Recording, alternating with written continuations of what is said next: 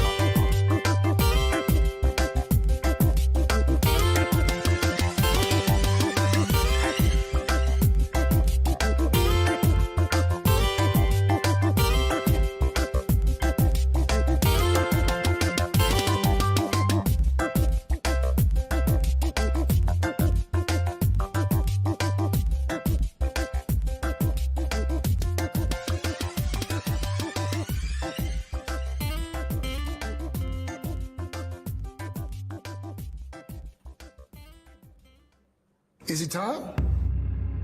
It is time for us to do what we have been doing, and that time is every day. We'll know in a very short period of time, but it looks like it could be something that will be not good. Believe me, not good. I see issue with that. And again, hey. You're not going to be able to insult your way to the presidency. That's not going to happen. I don't know who created Pokemon Go, but I'm trying to figure out how we get them to have Pokemon go to the polls. I'm Ted Cruz, and my pronoun is kiss my ass. So when you think about it, there is great significance to the passage of time in terms of what we need to do to lay these wires, what we need to do to create these jobs.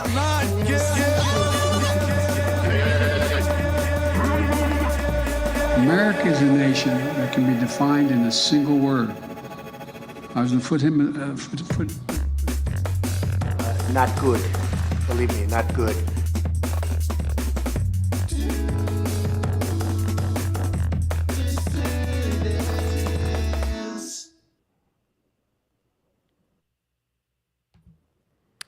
Look at that. 101 by Showtime. Always got to make it to 100 by Showtime. Just made it in under the wire tonight, but thank you guys all for showing up. Keaton Weiss here with Russell Dobular.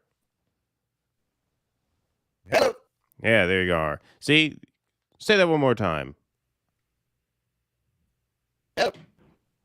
Yeah, no, your sound is a little rough. Hold on, let me try that thing I said I was going to do. Echo cancellation off. Echo cancellation on. All right, you may be muted for a second, but hopefully that sounds all right. Russell Dobular here from where are you? Where in India are you now?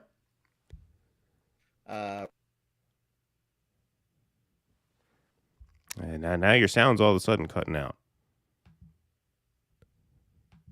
Try it again.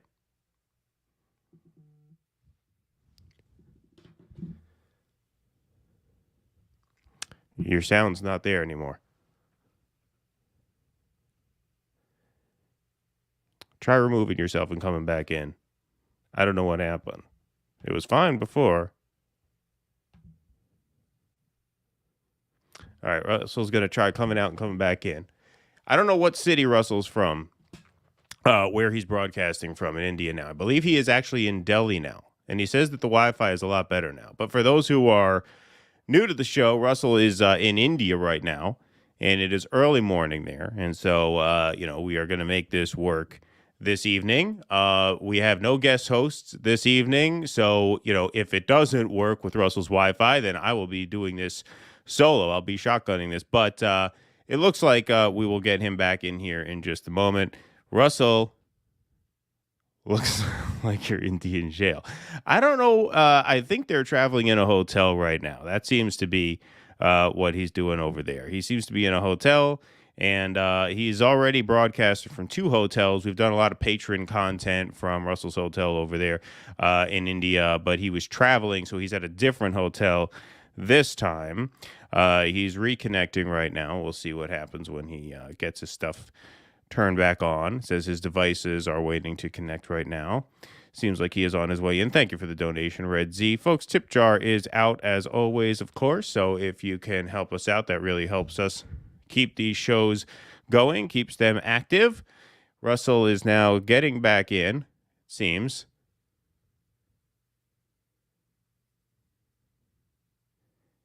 Spinning. There he is. Can you hear me now?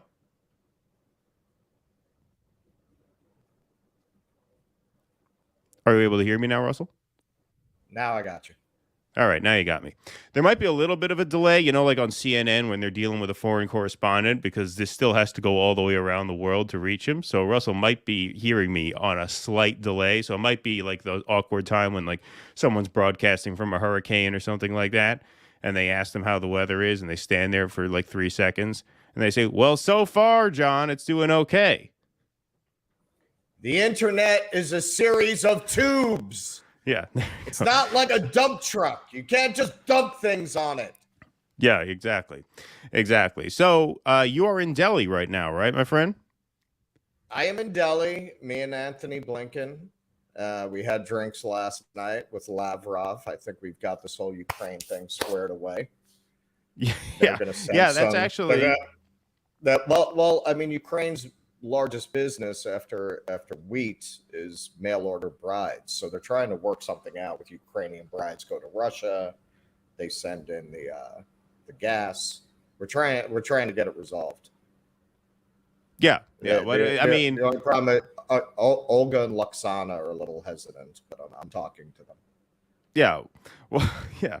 I mean, you're only half joking about that because actually Anthony Blinken is there right now. He is actually in your city right now. He is in Delhi. Apparently, him and Lavrov. The G20 is going on here right now. So G20 goes on all year. It's a series of meetings leading up to the big leader meeting.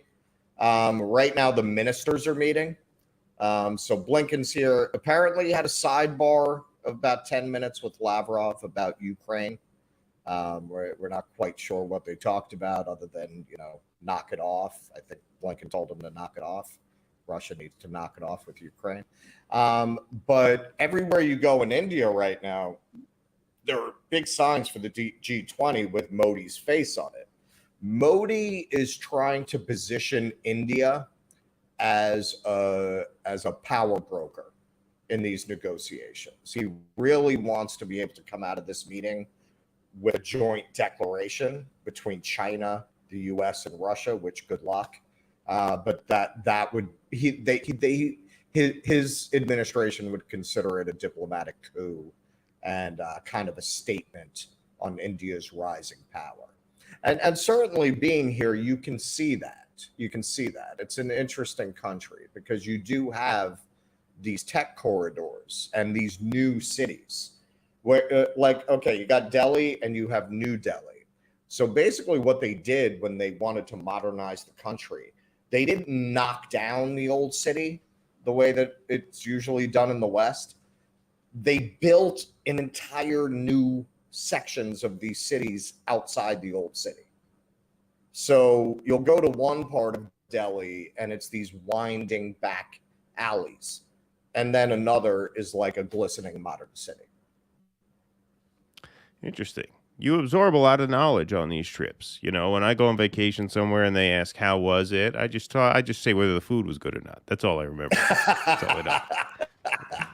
Well, it's really fascinating, those contrasts and those contradictions. I will say a lot of what I was led to believe I was going to experience in India has not been the case. I probably have people panhandle more in Manhattan than I've had come up to me in India. I have not seen, I'm not saying that poverty is not there. I think it's fully a third of the world's impoverished children live in India. And obviously, you're not necessarily going to see that in the places that I'm going, right? We're not going to the slums. So I'm not saying that that's not there. But I think if your impression of India is coming from movies like Slumdog Millionaire, you're getting a very distorted view. Like looking around, I don't see starving people. I don't see starving children. Do I see people who are poor? Sure. Yeah. Like, do you have dirty, street kids running around here and there? Sure. But they're not starving. It's not like you're walking around seeing like these kids starving. Like it's not an ideal situation, obviously. Like they're out hustling and trying to make money or shine shoes or whatever. I'm not saying they're living in luxury, but are you seeing these kids like, oh my God, they haven't had a meal in a week? No, I'm not really saying that. You do see widows like walking around with babies, which from what I understand, that's actually a whole thing. Like the mob runs that. Like they'll get women and give them babies literally to go out there. But at the same time, you got to be pretty poor for that to even be a thing. You know what I mean? Hey, let's put together impoverished women with babies to go out begging and we're going to take a cut. Yeah, that says something right there. So I'm not saying, no, I've come to India and everyone's living in luxury. But at the same time, the impression that you might get from the movies that we see, it's really exaggerated. The train here in Delhi, It's better, much better than the subway in New York. It's cleaner. It comes more often. It's very efficient. Their All right. turnstile technology is better. So yeah. it's oh yeah, yeah. It's a very complex country. Like, that is one thing I will say. I feel like there are so many layers, and the culture is so ancient.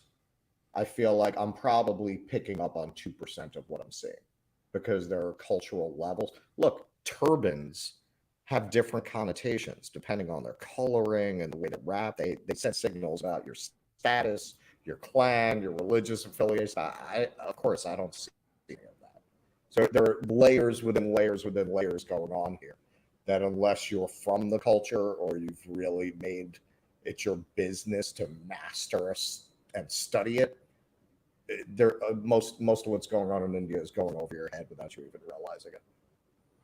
All right. Well, you have a hard out at 9:30 New York time, since you are traveling today. So let's get down to business here. We have a few different segments that we have to cover, of course, in the main segment. But, of course, we want to start out with just a few quick headlines here. So here's our first headline here.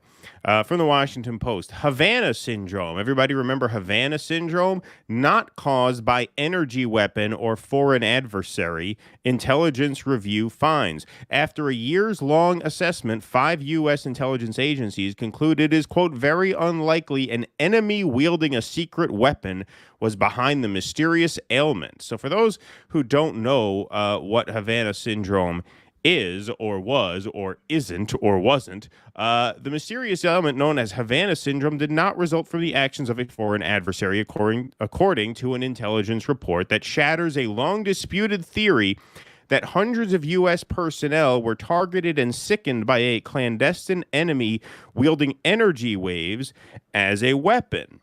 So basically, a bunch of intelligence people started getting sick. They started, buzzing in the ear, nausea, vomiting, and they thought it was part of some secret microwave weapon campaign by either the Russians, the Chinese, or the Cubans. And there was never really any evidence for this at all, but it became a fairly big story amongst, it never really quite made it into prime time, since it was kind of absurd on its face. But it was taken quite seriously by quite a few mainstream outlets that the Russians, of course, created a microwave technology weapon that they used against American spies. This was taken so seriously at one point that MSNBC ran this segment back in 2019. This was uncovered by Glenn Greenwald, who has a terrific memory for this stuff, because he just pulled this clip up out of nowhere when this story broke. But we're just going to play a little bit of this from 2019. MSNBC theorizing, spreading what some might call disinformation about Havana syndrome being a Russian op. Exclusive new reporting this morning from NBC News. Intelligence agencies investigating attacks on U.S. diplomats in Cuba and China now strongly suspect that Russia is to blame. 26 government workers in Havana had mysterious brain injuries starting in late 2016. And then this year, one U.S. worker in China was diagnosed with similar symptoms. Joining me now with more on this is NBC News intelligence and national security reporter Ken Delaney. And so this has been a mystery. The CIA, the FBI, other intelligence agencies have all been working to try to figure out what exactly happened here. Why do they? Yeah, I'm playing it now. Why can you not hear it? No. It's not showing on my end. Okay. That's interesting. All right. Proceed. I saw it before. That's okay. Why do they suspect Russia now, and what's the evidence that they have? My stuff is too dicey. We got a guy who's really bombing the comments section. Boy, for love, just block that guy. All right. Give me a second here. Well, it's still partially a mystery, Chris, but they have more and more evidence. Hold on, I'm sorry, folks. I'm going to play this one more time. Exclusive new reporting this morning from NBC News. Intelligence agencies investigating attacks on U.S. diplomats in Cuba and China now strongly suspect that Russia is to blame. 26 government workers in Havana had mysterious brain injuries starting in late 2016. And then this year, one U.S. worker in China was diagnosed with similar symptoms. Joining me now with more on this is NBC News intelligence and national security reporter Ken Delaney. And so this has been a mystery. The CIA, the FBI, other intelligence agencies have all been working to try to figure out what exactly happened here. Why do they suspect Russia now, and what's the evidence that they have? Well, it's still partially a mystery, Chris, but they have more and more evidence, they say, 3 U.S. officials tell us, pointing to Russia, including communications intercepts that suggest that the Russian intelligence agency was involved. Now, really, there was only 3 suspects from the beginning here: Russia, China, and the Cubans. The Russian and the Chinese intelligence services operate in force in Cuba. And it's still believed that it's possible that some element of the Cuban intelligence services cooperated with this. The other interesting thing we're reporting here is that one of the technologies used to injure these American spies and diplomats was some kind of microwave weapon that is so sophisticated the Americans don't even fully understand it, and they've been testing some kinds of aspects of this technology.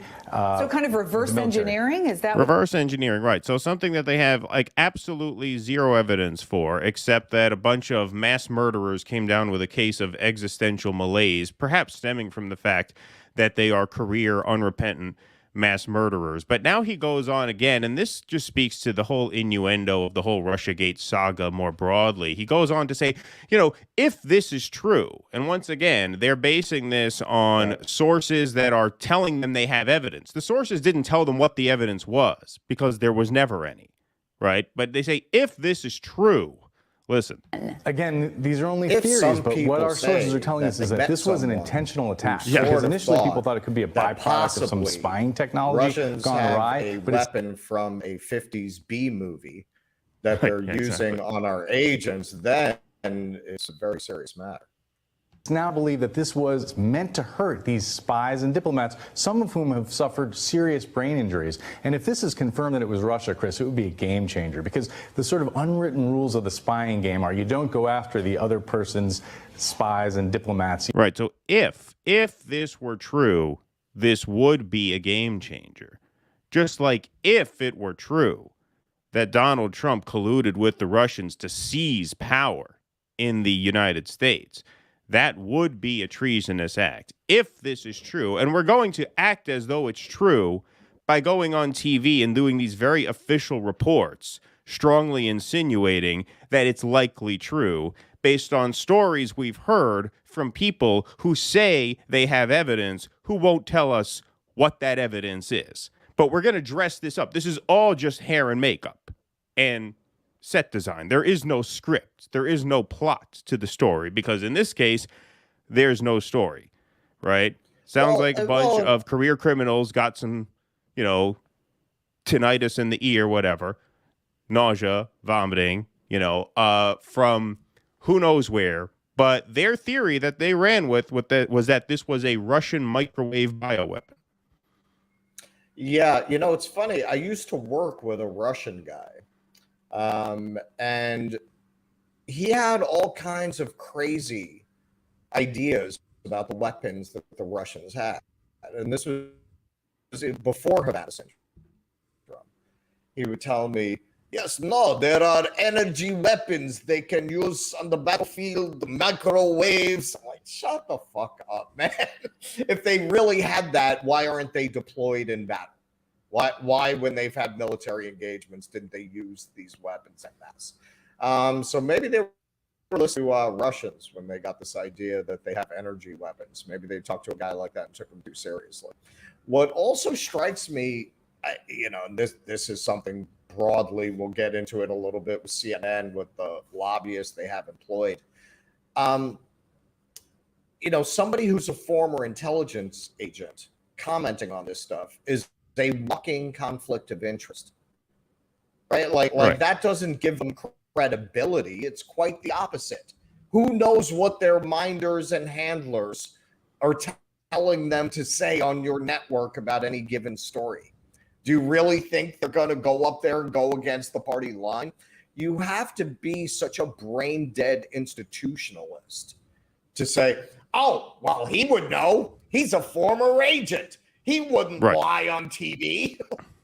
how fucking stupid do you have to be? As soon as they say former CIA agent, unless they're bringing them on as like a hostile witness that they're going to ask hostile questions, you should shut the channel off. I mean, immediately you know you're dealing with an op. It's not a news station. It's an op. Yeah, no, for sure. But this was a Washington Post official exclusive. There have been reports since that said this is probably nothing. This is hopefully the final nail in that coffin. We will see. But before we head on to our next headline here, Chris Bishop, between Russiagate, lab leak, and Havana syndrome, can we trust any of these news outlets? They're all spouting baseless conspiracy theories. Well, yeah, I mean, look, this was that report that we just showed you. That was from 2019. This is, and with regard to every problem everywhere in the world somehow being traced back to Russia, that's been MSNBC's narrative now for 7 years, right? Going back to 2016. And so in a way, the population was just being primed, was being lubed up for this Russia-Ukraine conflict. Right. It was all just sort of building towards that. Well, they just need that narrative. It's the villain of the week. It's the enemy of the week. After ISIS was defeated, they needed a new target. Like the not only the media but the country thrives on keeping Americans scared, paranoid, fearful. That's how they justify putting money in the pockets of their criminal friends, right? They got to keep the pockets of Boeing and Northrop Grumman lined, and the only way you can justify that, and also correspondingly not giving people what they actually need, keeping them scared and desperate all the time, you got to gin up that there are these major external enemies that are, we let our guard down for a second, they're going to be storming Hermosa Beach. Nobody's coming here. Nobody's invading the United States. There's no reason for this military budget. It's quite obvious if you step outside the propaganda for a second that it's just a criminal enterprise to funnel kickback money to their donors. That's it. And you can't do that unless you keep people in a constant state of fear or paranoia. I was talking to somebody about this the other night. I'm not saying where I am, India doesn't have its problems. Lord knows India has plenty of problems. I see the military all over India because of the border with Pakistan and the border with China. There's a lot of problems here. But whenever I get outside of the United States, it's like a cloud lifts. There is bad juju in the U.S. There's just a bad vibe in the United States. And I don't know if that's a bit, maybe if you went to England in 1920 at the height of the empire, maybe it's an empire thing. I don't know what it is, but as soon as you get into the United States, you're in this soup of fear, of paranoia, of hatred, of really decadent civic discourse, discourse focused on trivia and niche issues that no society that hadn't been so prosperous for so long would find it be able to afford to indulge. And it really strikes you as soon as you step outside the United States. It's just got a better vibe. There's just a bad vibe. And sure, man, I'm sure there are other countries. It's not like I'm in this horrible dictatorship or totalitarian society being here. I'm sure there are countries you could go to that would have a really bad vibe. I haven't been to those countries, but I can tell you relative to other democracies I've been to, there's a tension. There's a tension in the United States that you just don't feel other places. Yeah, Tusker gave us the $5 here. Thank you, Tusker. Will you guys cover the new Twitter files drop on a future show? We absolutely will. I did see that today. I didn't have a chance to check it out yet, but I will definitely check that out for sure. Russell, do you have a phone that you can maybe try signing in on? Because the audio is just coming in really rough. Like there's a lot of cackling of the microphone. I don't know. Can people hear that on YouTube and stuff too? I don't know if it's just my end, but I think it's going out. I can try. my question is, does my Google here know the StreamYard login? Let me see. Yeah, that's true. I'm not sure. It seems to. Tusker, Hang yeah, on, we will seems definitely to. cover that Twitter files. The other thing that I really want to cover that was actually really great that I started listening to today was the Russell Brand on Joe Rogan. I don't know if any of you guys had a chance to hear that. That just came out today. But I got about 15 minutes in, and it was already just fantastic. I mean, it was just so interesting. You know, he's such an amazing speaker. I mean, Russell Brand just talks a mile a minute. But it seems like he never wastes a word. I mean, they touch on all this great stuff in the first, 15 minutes. Holly says it's just me. It's just me, so nobody else is hearing that cackling of the mic? I know he's low volume, but nobody else is hearing like a puttering thing. If it's not coming through on YouTube, I guess we can do it because it sounds it's there, but it's bearable. Okay. There, but it's bearable. Okay, Russell sounds fine to me. I hear Russell fine. No cackling over here. All right. Well, people seem to be okay with it, so I guess we'll try and make it work. Okay. Yeah, and I logged in on my phone, but it's not logged into do dissidence. It's like logged into me. I'm not quite sure. We always keep the latency settings normal latency. I put it on normal latency for the YouTube streams just to minimize that sound because I know what you're talking about, Ken. But thank you very much. Okay. I mean, I will say, since we're stopped and talking about this, I know it will be an issue when we get to Kyle. Yeah, so far, like the videos are not playing when you play them for me. All right. Well, it'll be probably a video when we do Sean Penn also. I already saw it. All right. Well, it'll probably be an issue when we get to Sean Penn too. But with the Kyle thing, that's a little more Mystery Science Theater. Yeah. So, I mean, if you want, I could do that one myself if you want. We'll see. I mean, maybe it'll resolve. We'll see how the Penn stuff plays. Okay.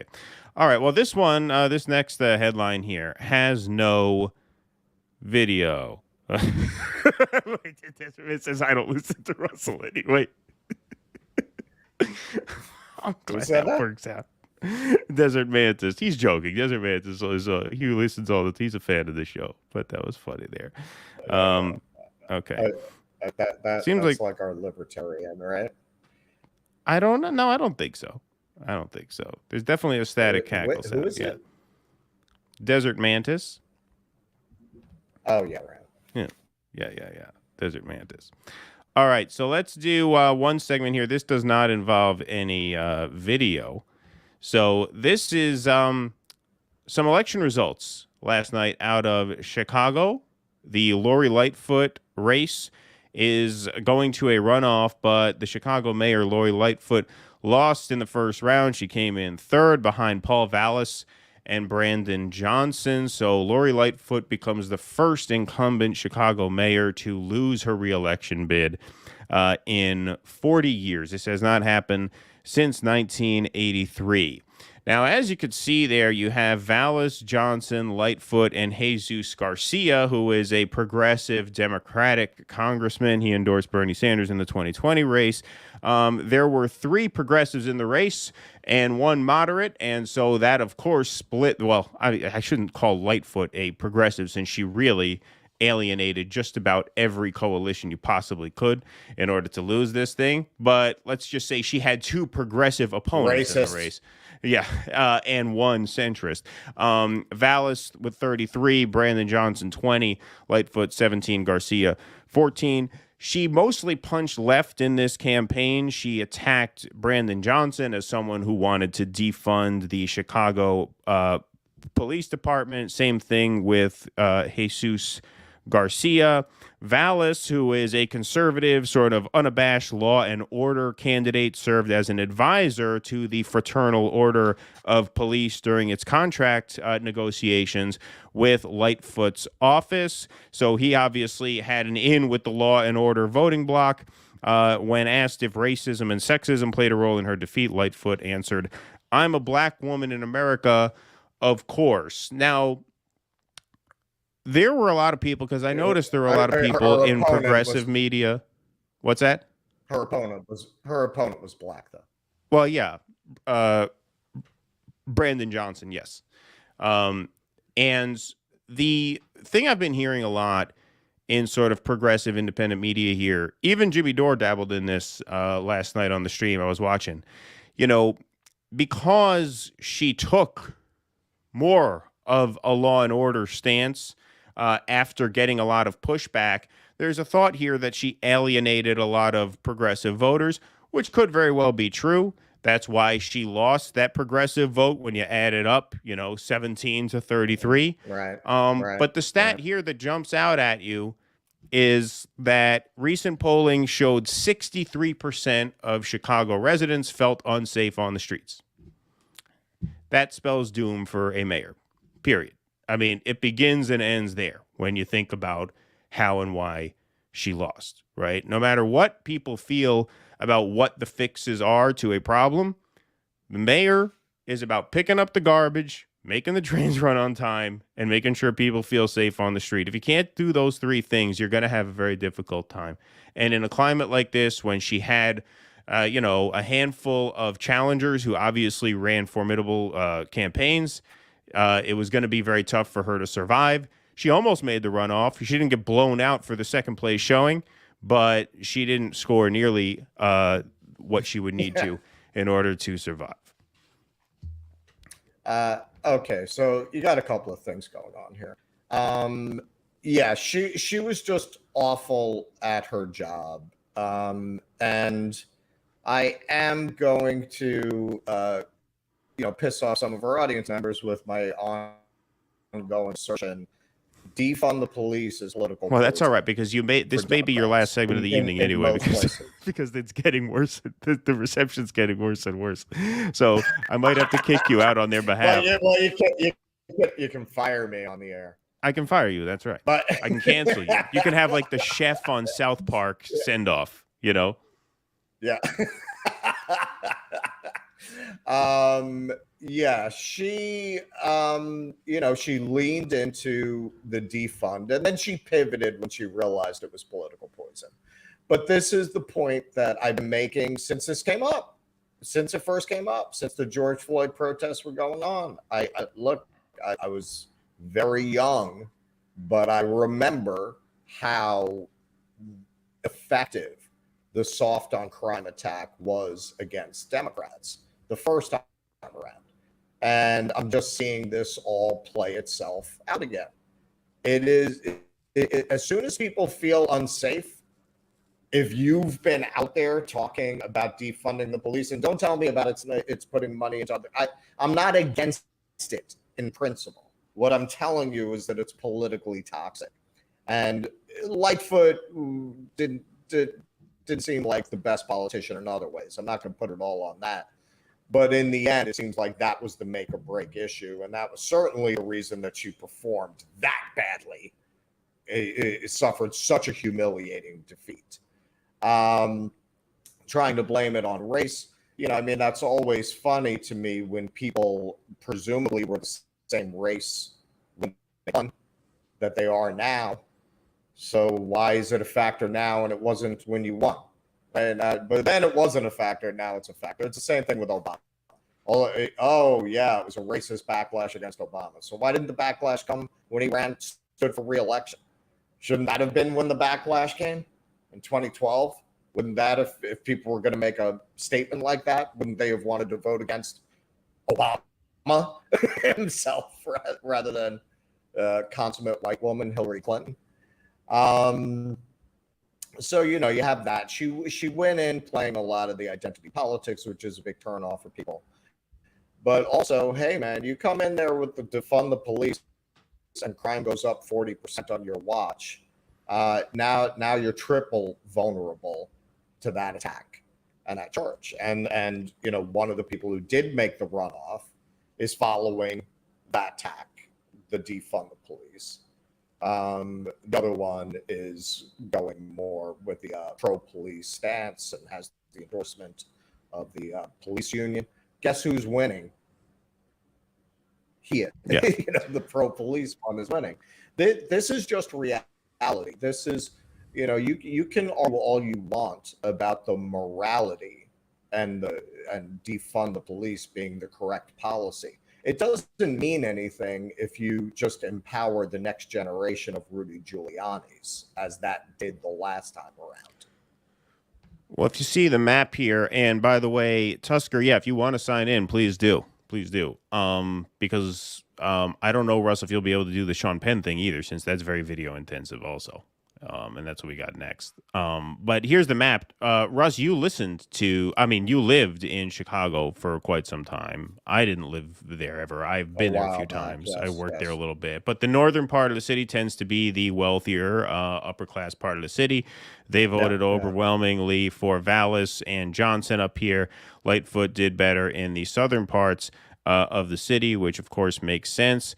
Holly has a couple of comments here that she sided with the police. It was a betrayal. It is true that she tried to pivot back, but the reason she tried to pivot back to a law and order stance is because it was already too late, right? It is because she realized that issue was a liability. And so she tried to go back. Once you get branded in that way, though, it's very difficult to make that work. And yes, with regarding to the lockdowns and the reopening and that Omicron period where a lot of the teachers didn't want the schools reopened at full capacity, yes, she sided against them. Yeah, no, look, it's very difficult to win in a big city when you piss off the teachers union and the police union. I mean, you really need at least one of them in your corner if you want a chance.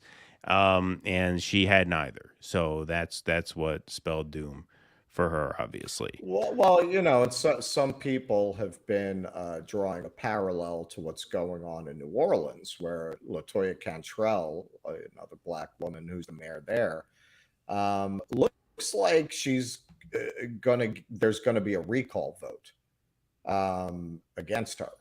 And it's for similar reasons. You've got exploding crime in New Orleans. New Orleans before the pandemic, it was actually about as safe as it's been in several decades. Like New Orleans always had that reputation. For a while, it was the murder capital of the United States.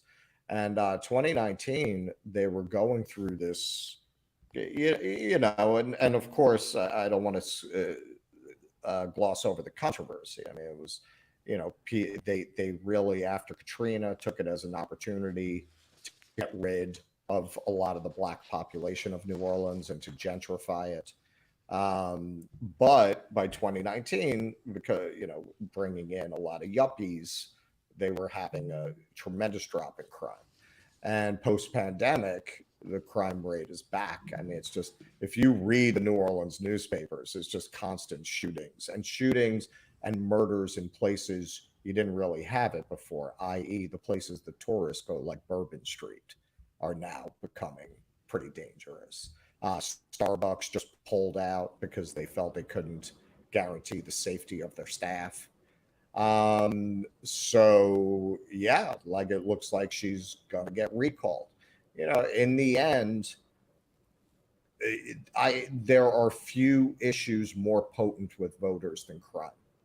If your voters don't feel safe walking down the street, everything else goes out the window. They're just going to vote on that issue. Well, this is also an issue when it comes to electability politics, right? Because most of the people watching shows like this, most of the people doing shows like this, really became sort of absorbed into this space, I should say, during the 2016 Democratic primary, where that happened to be a year where, as we saw, right, as was proven, the center could not hold. The center did not hold. It was either going to be Bernie or Trump. The Democrats made sure Bernie didn't get through, and so it was Trump. That is a rarity, and that's not because the status quo is viable or that the status quo is good or that the status quo is worth defending. It's because normally the electorate is comprised of people who feel they have enough to lose by rocking the boat that they will gravitate back to the normie candidate. That is true in most cases. Once again, that is not to say that the status quo is worth supporting. If we thought that, we wouldn't bother doing a show like this, right? But in terms of elections, most years favor normie candidates. That is true in most circumstances. Sure. And I feel like there's a contingent on the left, particularly in progressive media, to insist that the progressive candidate is always the most electable candidate because there's this sleeping giants of progressive voters out there that just need to be motivated and mobilized and get to the polls. That is not always the case. In fact, that is usually not the case, unfortunately. I wish it were the case every time. That's why 2016 was that flash in the pan. It was that chance. It was that opening where you had a chance to take a Bernie candidate through. Yeah. It was very, very rare. I don't even think, absent the pandemic, it would have happened in 2020. I think without the pandemic, Trump would have cruised and won. He would have been reelected no matter who the Democrats nominated. And I said this is someone who supported Bernie Sanders very, very strongly, right? It's just not the case that in most years voters are thirsty for change. Voters, by the way, and please don't misunderstand what I'm saying. When I talk about voters, right there, I'm talking about filtering out 60% of the people, right? But voters generally gravitate towards normie status quo candidates. That's just a fact. And so under a circumstance like 2016, where there was such populist ire and such rage throughout all the country for all different reasons, all of them very, very valid, that is a rare circumstance where these sorts of issues may have been set aside because people were just so angry and felt they had nothing to lose. That's why they elected Donald Trump anyway. That's just not the climate in most election cycles, for better or worse. It just isn't. It was this once in a lifetime opportunity, and that's really why I was out there volunteering for him. We're gonna, if I'm able to make it to that segment, we're gonna talk about this a little bit with Kyle, because with Marianne Williamson, in the end, after his absurd. I've never seen more ridiculous attempt at punditry in my life. He doesn't say it this way, but he makes the sometimes lost causes are the ones worth fighting argument. Now, I would not make that argument in regards to Marianne Williamson because I think we have better things to do with our time than support a Topanga Canyon hippie for president. But with Sanders, I did feel that was a lost cause worth fighting. I went up there Super Tuesday, knocked on doors in Massachusetts, and from the moment that they allowed Bill Clinton to campaign inside a polling station in violation of the law and covered it up by saying he wasn't actually campaigning, he was just there. Bill Clinton's face is a campaign advertisement for his wife. He's fucking Bill Clinton. He really doesn't need a button to tell you who he's there for. As soon as I saw that, I turned to my wife at the time. I said, they're not going to let him win. I knew from that moment they were going to rig the entire process against him. But I didn't stop fighting for him because that was a cause worth fighting for.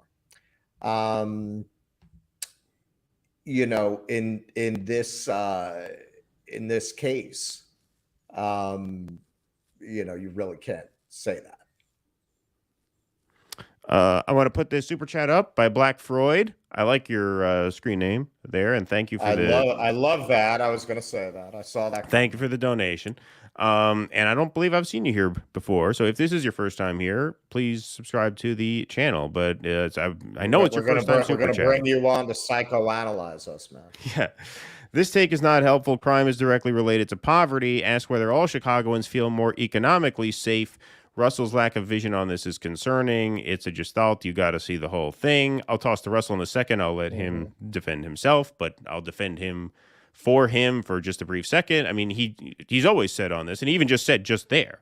He said it's not that he opposes defund the police in practice or in principle. It's that it proves time and again to be an electoral liability. And I, as someone who's more supportive of it, because I don't think the activist goal should be tied to the fate of Democratic politicians. I would admit that too. Like there's no doubt. I knew as soon as that slogan surfaced on the back of a cardboard box, right? I knew it would be an electoral liability. I don't particularly care that it's an electoral liability, but there's no doubt it is. And, economically safe, we can split those hairs. I'm just citing the poll. 63% of the city felt unsafe on the street. It is impossible for a mayor to be re-elected given that number. That's just, you are not going to win re-election as a mayor, especially a big city mayor, with that kind of number. It's impossible. It is impossible. Russell and I are both New Yorkers. You can never win an election in New York City with that number. And there was no way she could. Anyway, I'll toss to Russell. He can answer that himself. Yeah. Black Freud again. Awesome screen name. Yeah. I from the beginning, my take on this has been, you can have all the great ideas that you want. You can have a big, I have great ideas cakewalk down Fifth Avenue. It doesn't make a shit bit of difference if you're getting Rudy Giuliani elected. You see, my view is colored by having lived through that, having seen a city where Democrat registrations outnumber Republicans 4-1, and seeing Giuliani win 2 terms on the crime issue. That is what made his career. He made his career on the crime issue. So you can, we're not talking about whether it's a good policy. I think it is.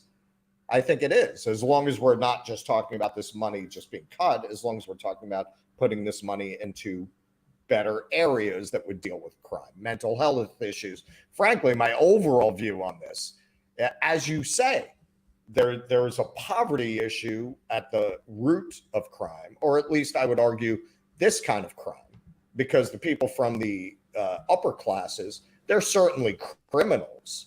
They're just not criminals that get prosecuted for the things that they do.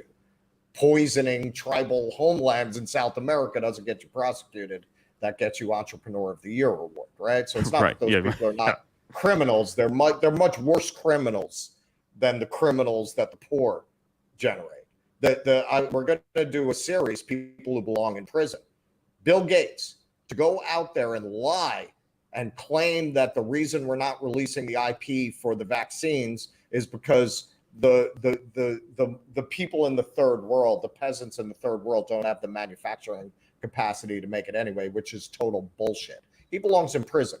The CEO of Boeing, who allowed planes that he knew were unsafe to go up in the air, costing hundreds of lives. So the guy who robs a corner store belongs in jail, and he doesn't belong in jail.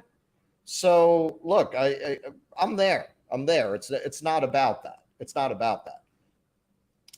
Yes, crime, the kind of crime that actually gets prosecuted, is based in poverty. So if you're not addressing that poverty, what happens when you cut police presence, which is there to suppress the social ills that arise from poverty? That's their job, to put a lid on that. As soon as you remove them, you usually do get an explosion in crime. And then it is very easy for right-wing politicians to demagogue that issue, to blame the poor, to other the poor, and, super predators, right? Hillary Clinton's famous super predators. That's what they do, and it is very effective, as Keaton points out, with the kinds of people who vote, right? Which is not most of the poor people.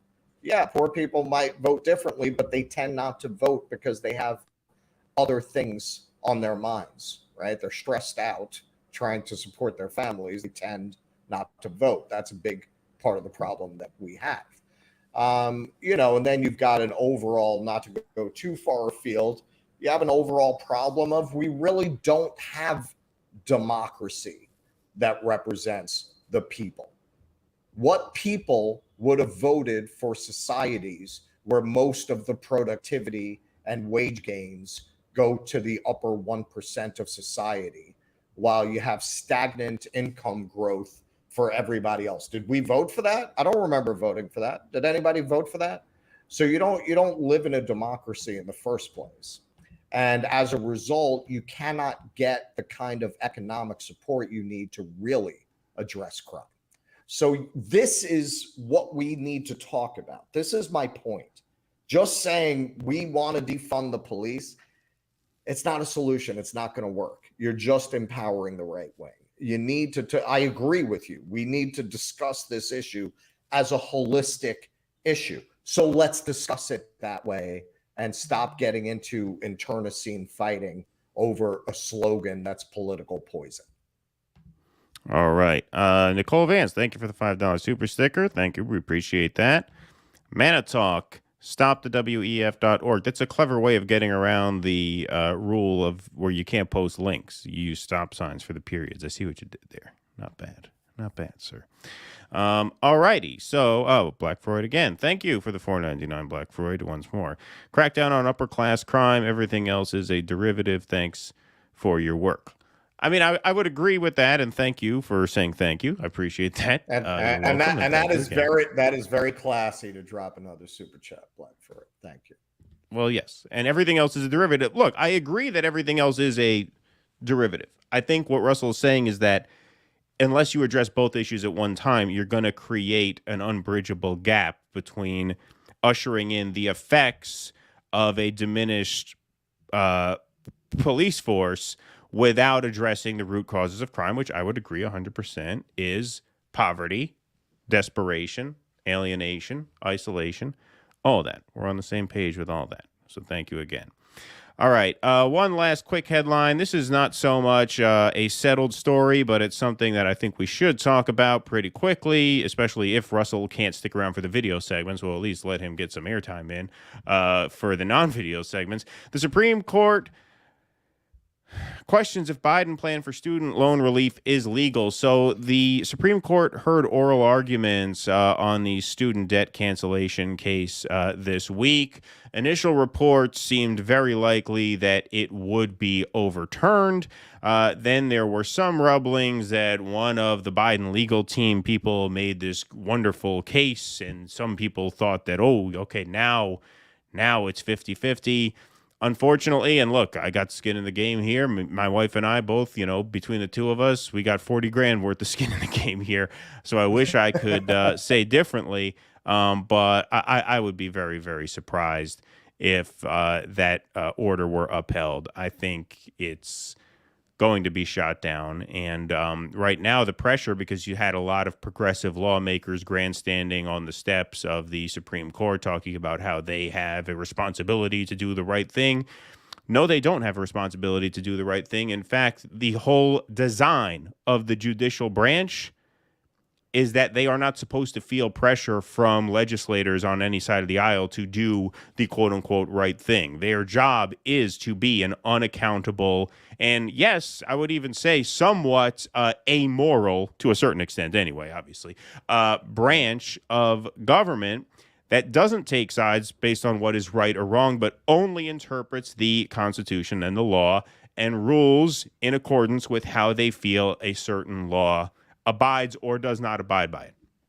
Now, having said that, there was a way to cancel student loan debt that would have essentially been foolproof in this manner. Just invoke the Higher Education Act of 1965, which gives the executive branch the rights to waive or suspend debts. And that's it. You're done. Yep. You're done. Yep. Instead, they use some pandemic emergency relief measure, which has been shot down in the high courts before and will likely be shot down now. And so what Jamal Bowman, Rashida Tlaib, Bernie Sanders, what they were saying out there about how the court has a responsibility to do the right thing, the court's not going to listen to them. The court is not supposed to listen to them. What they should be talking about, who they should be yelling at, who they should be lobbying, is Joe Biden to do the executive order again the right way after this one fails. Because if he does it the right way, he won't have this problem. Right. The CNBC is the only place, and I only mention it because CNBC is not like a liberal publication. They say that his prosecutor might have saved it in the 11th hour, that the administration's lawyer was brilliant, I read that article, yes. Incredible, and just made the plaintiffs look silly. Okay, so there is this element with lawyers that they are kind of like jazz musicians. They do admire, a good line of melody, and sometimes they will admire the technique and craft of good lawyering versus bad lawyering. I don't think to the tune of this particular court changing their mind in this subject. They already struck down the eviction moratorium, which was put forward on similar grounds. They struck down mandates. Like, if you're going to strike down vaccine mandates for public employees being put forward as being based in a national emergency, you're going to approve canceling student loan debt on those grounds. You're not going to approve an eviction moratorium, but you're going to go with student loan debt, which has a much more tenuous connection to the national emergency. I would be shocked if this court produces a favorable outcome. And as we've discussed from the beginning, as this began to come to light, it looks like that was part of their plan. Because why would you not have gone with the much more solid legal premise for student loan cancellation, one that's really not arguable what the intention of Congress was? Why would you go with something that raises so many legal issues, especially when you know that the court has already shown skepticism of the range of powers available to the executive under the heading of national emergency? Yeah, well, I mean, what the Biden lawyer said, since we've referenced it a couple different times, she made a case that seemed fairly predictable to me if I had to argue the case. Her case was, did the pandemic cause financial hardships? Yes, it did. Did those financial hardships make it tougher for people in debt to keep up with their payments? Of course it did in certain cases. And so therefore, under these emergency relief acts here, the president can relieve that debt. That's nothing mind-blowing to me. That seems like precisely what you would need to argue if you were to argue in favor of this. And look, I'm not even saying it doesn't make sense. I think it does make sense, but these arguments have lost, pardon me, in court before, because we did not take the pandemic as an opportunity to make life easier for working people.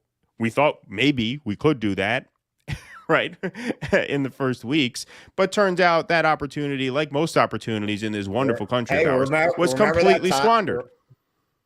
Remember that we said nice things about Joe Biden and our, people got that was on our Facebook show. Well, when the Build Back Better stuff came out, we said, hey, let's not let's not look a gift horse in the mouth on this. Let's see if we can get any of this done, because that would be even, something as simple as paid family leave, universal pre-K, right? These were all things that would have made huge differences to working class people. Well, you were benefiting from the child tax credit at the time. I was. I just did my taxes this year. We got a much smaller refund this year because that tax credit wasn't there.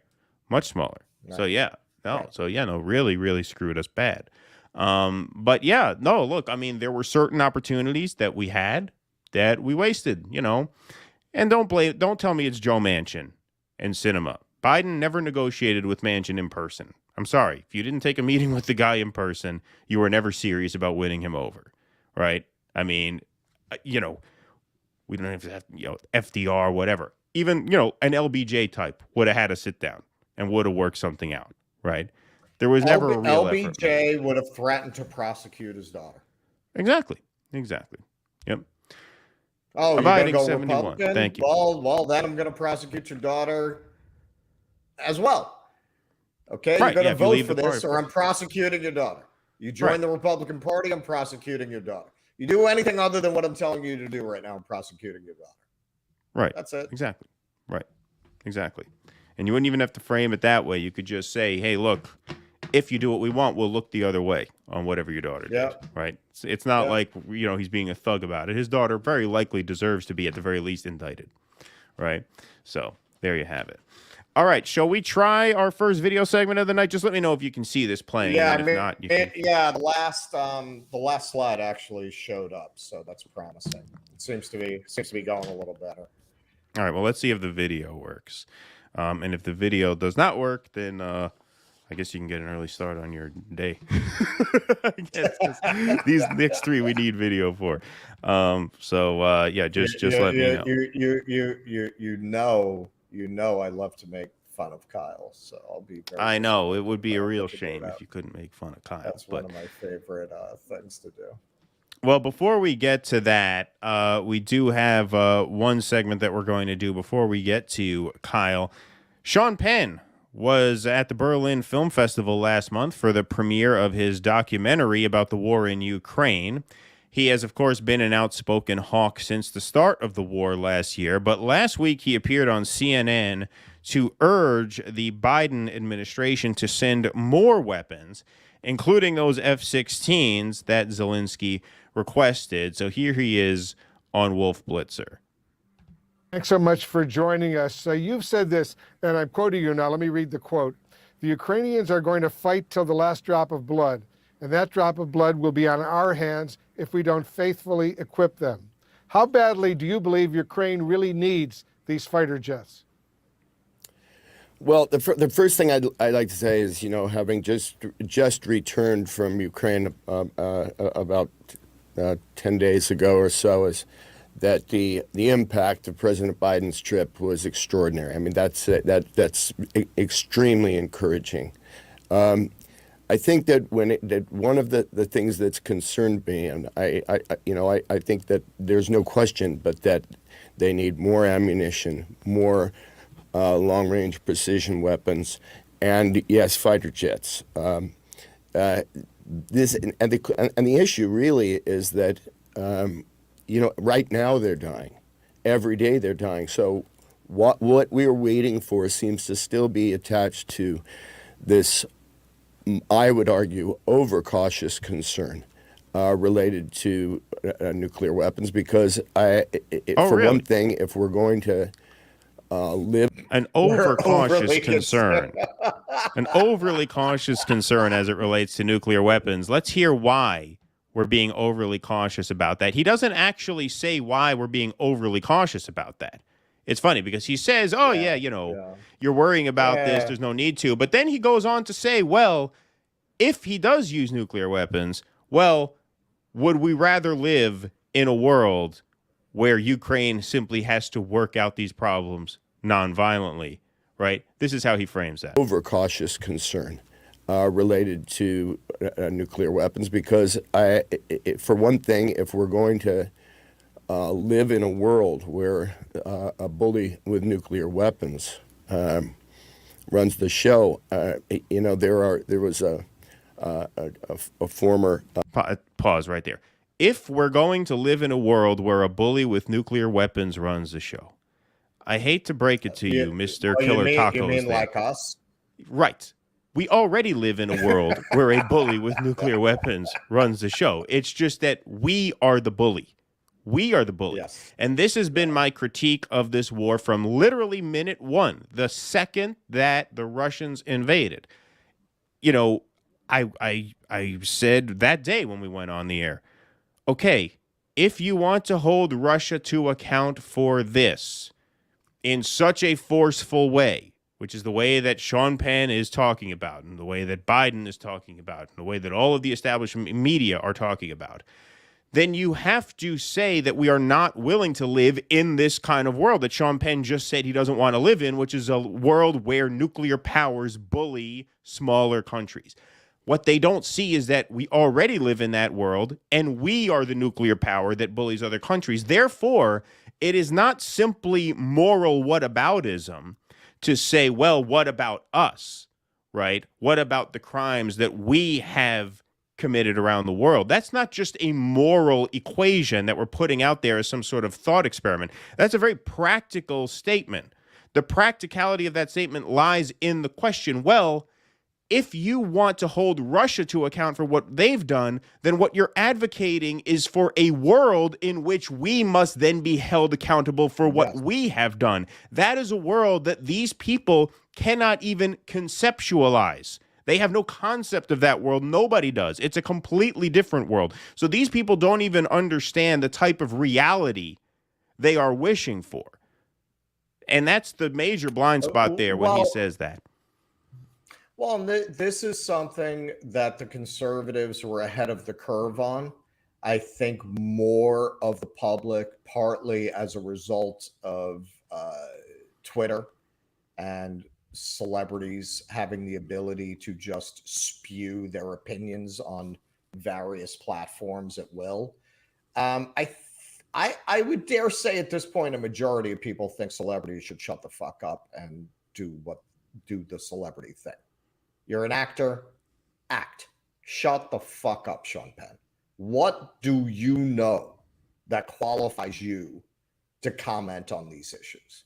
What do you know? What do any of these celebrities know? What particular? Look, you want to go out there and raise money for cancer research? God bless you. You're doing the Lord's work. You want to start getting involved in subtle aspects of international geopolitics, and you're so fundamentally stupid, uninformed, and let's face it, Sean Penn's never had a reputation for being wrapped all that tight. You're going to go on TV and start talking about, nuclear, schmuclear. What are people so worried about with the nuclear thing? If you're that fundamentally fucking dumb, maybe your focus should be on Fast Times Ridgemont High, The Return, right? I would love to see a middle-aged Spicoli and, what he's up to. What did he do with that money that he blew on the Van Halen pizza party? Did he hold back some of that money? What happened to Spicoli? That's all I want from you, Sean. Well, look, I think if an actor or, an artist gets informed on a topic and they have something valuable to say about it, I don't think they should hold back. And there was a time when Sean Penn did have some valuable things to say, which we'll get to in a moment. But I just want to finish this here because he goes on to say an even doubly suicidal thing. And I think an even doubly idiotic thing. Right here, intelligence officer I'd spoken to in Ukraine at one point, he said, he doesn't want to live in that world, and Ukraine won't. Ukraine won't. Ukraine won't live in a world where nuclear powers get to bully other countries and call the shots. I'm sorry, Ukraine has to. We all have to. Right. That's the world we have to live in. Since when does fucking Ukraine call the shots? What, Ukraine decides the fate of the world? I'm sorry. Ukraine has to agree to certain terms, just like every country has to agree to certain terms. And yes, it sucks. Big countries with big arsenals and big militaries usually get their way more so than not. All right? Sucks that it's that way. But again, that's the world we live in. So since when does Ukraine get to tell humanity that they have to risk a nuclear sort of apocalyptic event because they refuse to be bullied by Russia? That's nonsense. Right. It's absolute nonsense. Right. Not to mention the fact that who are we talking about here? We're talking about until the media and the government developed a vested interest in pretending that Ukraine was a utopian society until Russia invaded. The most corrupt nation in Europe. You can go back and find, until you stop being allowed to talk about this, you go back and find multiple articles. Ukraine has a Nazi problem, right? You can find multiple articles about this and people now who would shut you down immediately if you bring this up, who are bending over backwards to try to explain away the Azov battalion. I actually had a Ukrainian partisan say to me to explain away the Ukrainians' historical affinity for the Nazis. Well, in 1943, people didn't really know what the Nazis were. We're not talking 1923. We're talking 1943. What the fuck are you talking about? This is how far backwards they will bend over to try to make it. Nothing to see here. Nothing to see here. Look, under one of their presidents, they put up a statue to Stepan Banderas, who was a Ukrainian Nazi leader. And he is still regarded as a national hero by many Ukrainians. So, making it out, this beleaguered noble republic. Zelensky himself popped up in the Pandora Papers with hidden overseas bank accounts. Look, to me, I will say hiring Hunter Biden's son got the greatest return on investment of any payoff to an idiot crackhead son of a politician of all time. That was a great move on their part. To me, it doesn't matter what the country is. every country has to agree to terms. That's how you have a civilized world, right? I mean, who is he to say that? Oh, the Ukraine. Yeah, I spoke to a Ukrainian general, and he says he's not willing to live in a world where Russia, with its nuclear weapons, gets to, push them around. Well, that's your prerogative. But you don't get to dictate those terms to everyone else on Earth, right? I mean, I'm sorry. We all have a stake in this. We all have a stake in this. Every person on Earth has a stake in this. It's like my grandfather used to say: you can do whatever you want as long as you're not asking anyone for anything. As soon as you ask for something, you make what you're doing their business. Right. And then you have to create terms. You're asking us to support this. Right. So if we have to support this, then you owe us an explanation, and we are free to not support it. Sure. It's more than just asking us to support it. Without our money and without our weapons. It's more than just asking us to support it, though. It's asking all of humanity to take a chance on whether or not this is going to erupt into a nuclear war. That's the investment that everyone's making. Wait. Jeff Spicoli assures us that this is not going to lead to a nuclear war. Yeah, and he also says, don't worry, they'll learn how to use this equipment pretty quickly. Don't worry about that either. So I just think we have to make a clear decision to start saving lives, saving infrastructure. And what that means is supplying the Ukrainians. They have no interest in having Americans or others in the fight. They're ready to take the fight themselves. And their ability to transition on these platforms, be it the F-16s or when it comes to the Patriot, is not.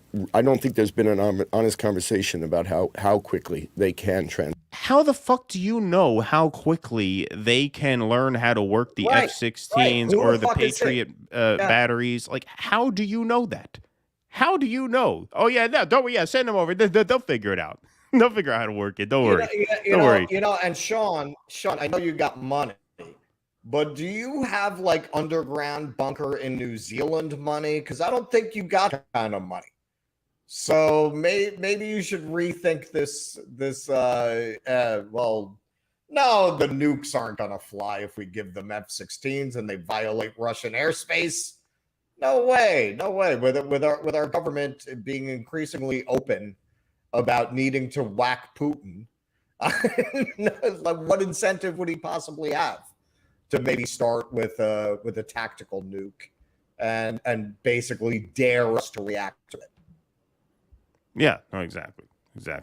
I think this is all he has to say, but let's listen. I think there's a lot in the air about how long it takes, how maintenance, fueling, all of that. But there are a lot of many ways in which that can be, sped up tremendously. All right, good. Well, excellent. Thank you for that advice. By the way, that hat he's wearing is from a taco stand or taco restaurant in Hawaii. It's called Killer Tacos. And I was just curious about that. I looked it up. I'm thinking, is this like some sort of like hipster LA clothing line that just calls themselves Killer Tacos but has nothing to do with tacos? No, it actually is a taco restaurant in Hawaii that's getting press. I don't know if it's the best press from him, but there's no such thing as bad press, right? Ellen Jimerson, y'all are reminding me tonight while I listen to you. Would we? Thank you, Ellen. Appreciate that very much. Why would we not take advice on World War III from a has-been actor in a taco? Right. That's exactly who I want to get my foreign policy advice from. Yeah, absolutely. All righty, so we are going to head on to our next segment. Tusker is here on the line. Tusker, if you want to join us for this, you're welcome to. I know you said you're only here if needed, but we can have you on. It's no problem. Thank you for making yourself available. It's not a big deal at all. So if you want to join, just unmute your mic, and I will let you in whenever you'd like to. But all right, so Marianne Williamson is announcing her candidacy for president of the United States this Saturday, March 4th at 2 p.m. What's that? Oh, dear. Yeah. Oh, dear. That was your commentary. Okay. That's my commentary. Exactly. Yeah. This is actually happening. Yeah. She actually thinks this is a good idea. But yes, go on.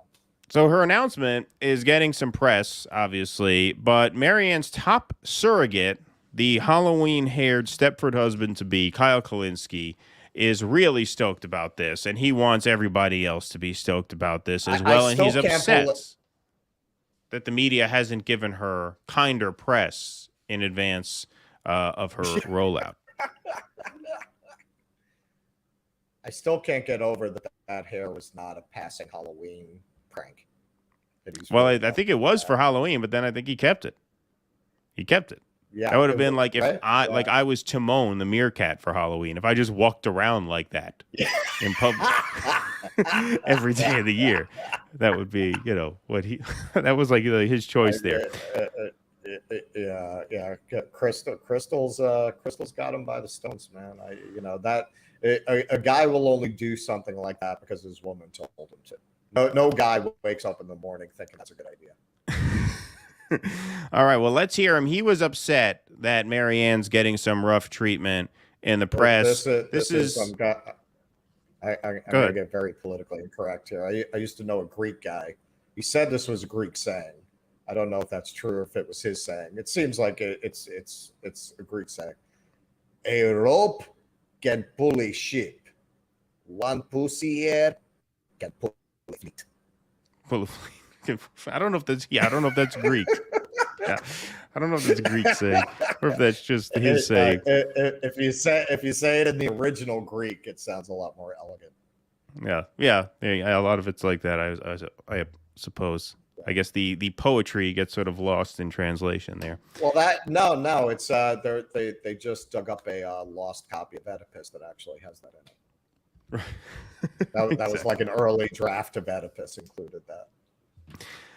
All righty, folks. So let's get to this. Kyle Kulinski is upset, of course, that the media is not being kinder to Marianne. He did a big segment that lamented that they're already smearing her. This was a 16-minute segment. We kind of clipped out what we thought were the key parts of it. So don't worry, this is not a 16-minute video, but we will get to this right now.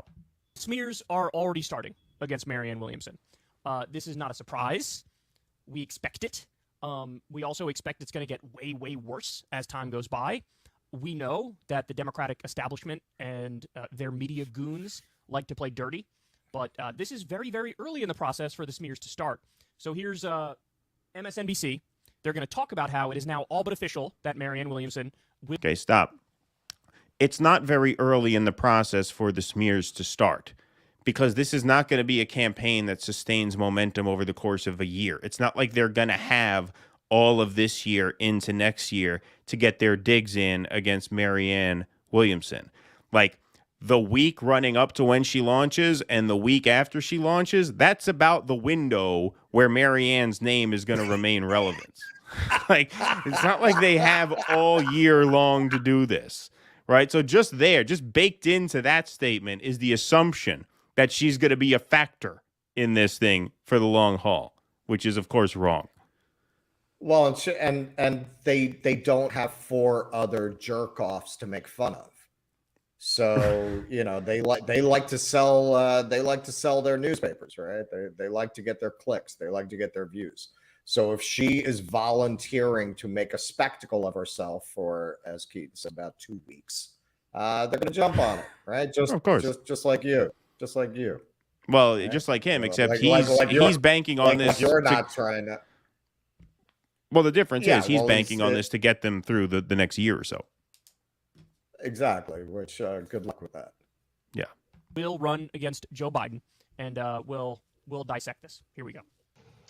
I don't think the White House ever expected to get a serious challenger, and I wonder if they would even consider Marianne Williamson a serious challenger at that. Didn't even get her name right. Oh. Marianne Williamson is what she just said. I don't know if the White House will take it. Okay. All right. You Cap! Look, we all misspeak on the air. That's really not fair game. Even in this space, that's not fair game. Yeah, no, clearly, that's not really. Clearly, she misspoke. Yeah. Seriously. Yes. Remember all the talk from the Democrats about how democracy is so important. We're saving the country from Donald Trump. He's doing an assault on democracy. We believe in democracy. Yes. Then all of a sudden, we try to exercise democracy, and they're like, ha, ha, ha, ha, democracy. Ha, ha, ha. You want to challenge the guy? Bro, he's an ironclad candidate. You can't beat him. It's not like he's 85 years old and can't complete a single sentence anyway. And I think they really risk here giving her too much attention, but it is going to be somewhat of an annoyance to have her out there openly criticizing Joe Biden. She's risk giving her too much attention, and she's an annoyance. Hold on now, wait a second. You guys are the media. Aren't you supposed to call balls and strikes? Instead, it's almost like they're giving... Yeah, I mean, look, if they were calling balls and strikes, they just wouldn't say anything. I mean, so I agree with you in the sense that, yeah, they are piling on a little bit here because they're trying to make a story out of a non-story. But just at least they are, and look, far from it from me to defend MSNBC, but at least their story is about what a non-story this is going to be. You're here doing something worse, in my view, which is you're trying to gas up your viewers to feel like this is the beginning of this long and virtuous journey that they're going to go on with you and your channel. Yes, this is also about your channel. For the next year and a half, right? And so, yeah, I mean, they are getting their digs in. They're MSNBC. Sure, they hate the fact that someone is stepping up to prime. Of course, they have contempt for Marianne, and they're showing that there. But they're covering this as what she is, which is she's maybe going to be a temporary annoyance to Joe Biden. But that's all it's ever going to be. They're not. I don't think they're selling her short by doing this segment. They're doing an exploitative segment to get ratings, which is what the media always does, right? But this is not particularly egregious. See, what he's trying to do here is recreate the Sanders 2016 framing, which is we have this popular underdog candidate who is a real threat to rise up and upend the party leadership and upend the status quo, and they are doing what they can to minimize it and mock it. It's not the same. It's not the same situation at all, not in the slightest. And so the two things do not transfer over. Well, the deeper him and Crystal go down this rabbit hole, the more unsavory it becomes, because it's so clear that they just want to be the ones who own this space. They want this to blow up into this big campaign, and they want to be at the vanguard of it. They want to be the real insiders, the people who supported Marianne before anyone else was talking about it. And, this raises a couple things. Like, again, Crystal is really fond of the term grifter, and she's becoming one rapidly with trying to push this campaign. And as you pointed out on the show the other day, Kyle's been there for a while, right? Well, on Misty's show, you were talking about, Kyle hit a certain level where he couldn't expand or grow anymore without going after the libs. So he started doing very libby kind of segments to pull those people in. People don't have time to waste on a vanity campaign, and to try to bait and switch people where you're going to try to make this out to be the Sanders campaign redux. And he's using all of the language that he knows appeals to leftists, right? The media is corrupt and they're elite. And by the way, your voices suck and your character work sucks, Kyle. So maybe stay from that. But he's trying to play that card, but nobody has an investment like that in Marianne Williamson. It's like Carlos Castaneda is running for president. Like you're just not going to get people ginned up about that, no matter how hard you try. It's really pathetic. Watching these very dishonest tactics that he's using to try to get people to see this as an extension of the Sanders campaign. Yeah, absolutely. Oh, now wait a second. You guys are the media. Aren't you supposed to call balls and strikes? Instead, it's almost like they're giving advice to the White House. They risk giving her too much attention. And she's quite, risk giving her, she's a challenger to Biden. By definition, they should have to give her attention if they believe in democracy. Well, No. So what if I can announce myself? Right. I can announce I'm a challenger to Biden. Right. Do they have to give me attention? Because if they do, I will. I'm announcing right now my challenge to Joe Biden. That'd be a good plug for the show, actually. We just announced we're running, and then they say, who is this, Scott? Now, who are you? Well, we host a YouTube show and podcast called Do Dissidents, and we encourage everyone to check out the show to help grow the campaign, right? I mean, why not? Why not? No, of course they don't owe media attention to her. That was Pat Paulson did that. He was on laughing, and he ran against Nixon as a gag, but he actually ran. Right. Yeah. She's going to be an annoyance. She's an annoyance. Look at how smug they are. Look at how condescending they are. This is how they manufacture consent, right? Condescending. She's polling at 0. She's polling at 0. How do you condescend to someone who's polling at 0? What are you condescending? She has no support. How could you condescend to someone with no support? How dare they not take Deepak Chopra's idiot seriously? Do. It's you better not step outside of the bounds of the Overton window. If you do, you're going to get viciously mocked and derided and treated like a fool. They're insulting everybody's intelligence. By the way, a poll just came out the other day. No, you're insulting everybody's intelligence. You're not. You're insulting your viewers' intelligence by pretending that this is a legitimate thing for them to invest their time. And as Revolutionary Blackout Network pointed out, their money. People do not have she's not even going to make it to the first primary. Like, what are you asking people to get involved in? Why don't you come out and say, hey, man, the Starbucks union people really need you. Go show up here for this action. That's worthwhile. Hey, man, the rail workers really need you. Why don't you go do this? Do that with your platform instead of trying to gin up an LA Oprah advising hippies vanity campaign. Right, exactly. Check, everybody. Like and subscribe to the channel, please. Thank you very much. We apologize for any audio issues that are coming. We're doing our best with them. Russell is broadcasting from India tonight. Russell will be back next week, so he'll be back in New York. So we'll be back with our full tech setup here, but we are doing our best this evening. And while we are paused, first meal, bacon, egg, and cheese, man. Bacon, egg, and cheese. Bacon, egg, and cheese. And then I'm having a double cheeseburger. Like, it's funny, man. It's like a double cheeseburger. I really don't eat that much. I guess it's seeing all these cows walking around. I'm just like, yeah, right. Yeah, it's making you hungry. Yeah. Yeah, exactly. Before we get back to Kyle, I just want to take this. Red Z for $5. You're nice guys. I'll do edgy messages as $2 so I won't feel too bad if editors cut it. Well, I'm the editor, Red Z. We don't have a team of editors. I am the lone editor. And you said you'll save the $5 ones for more astute messages like this one. Good call. I put super chats in the edited segments if I feel like, we really take the question and go somewhere with it, because then it's part of the segment.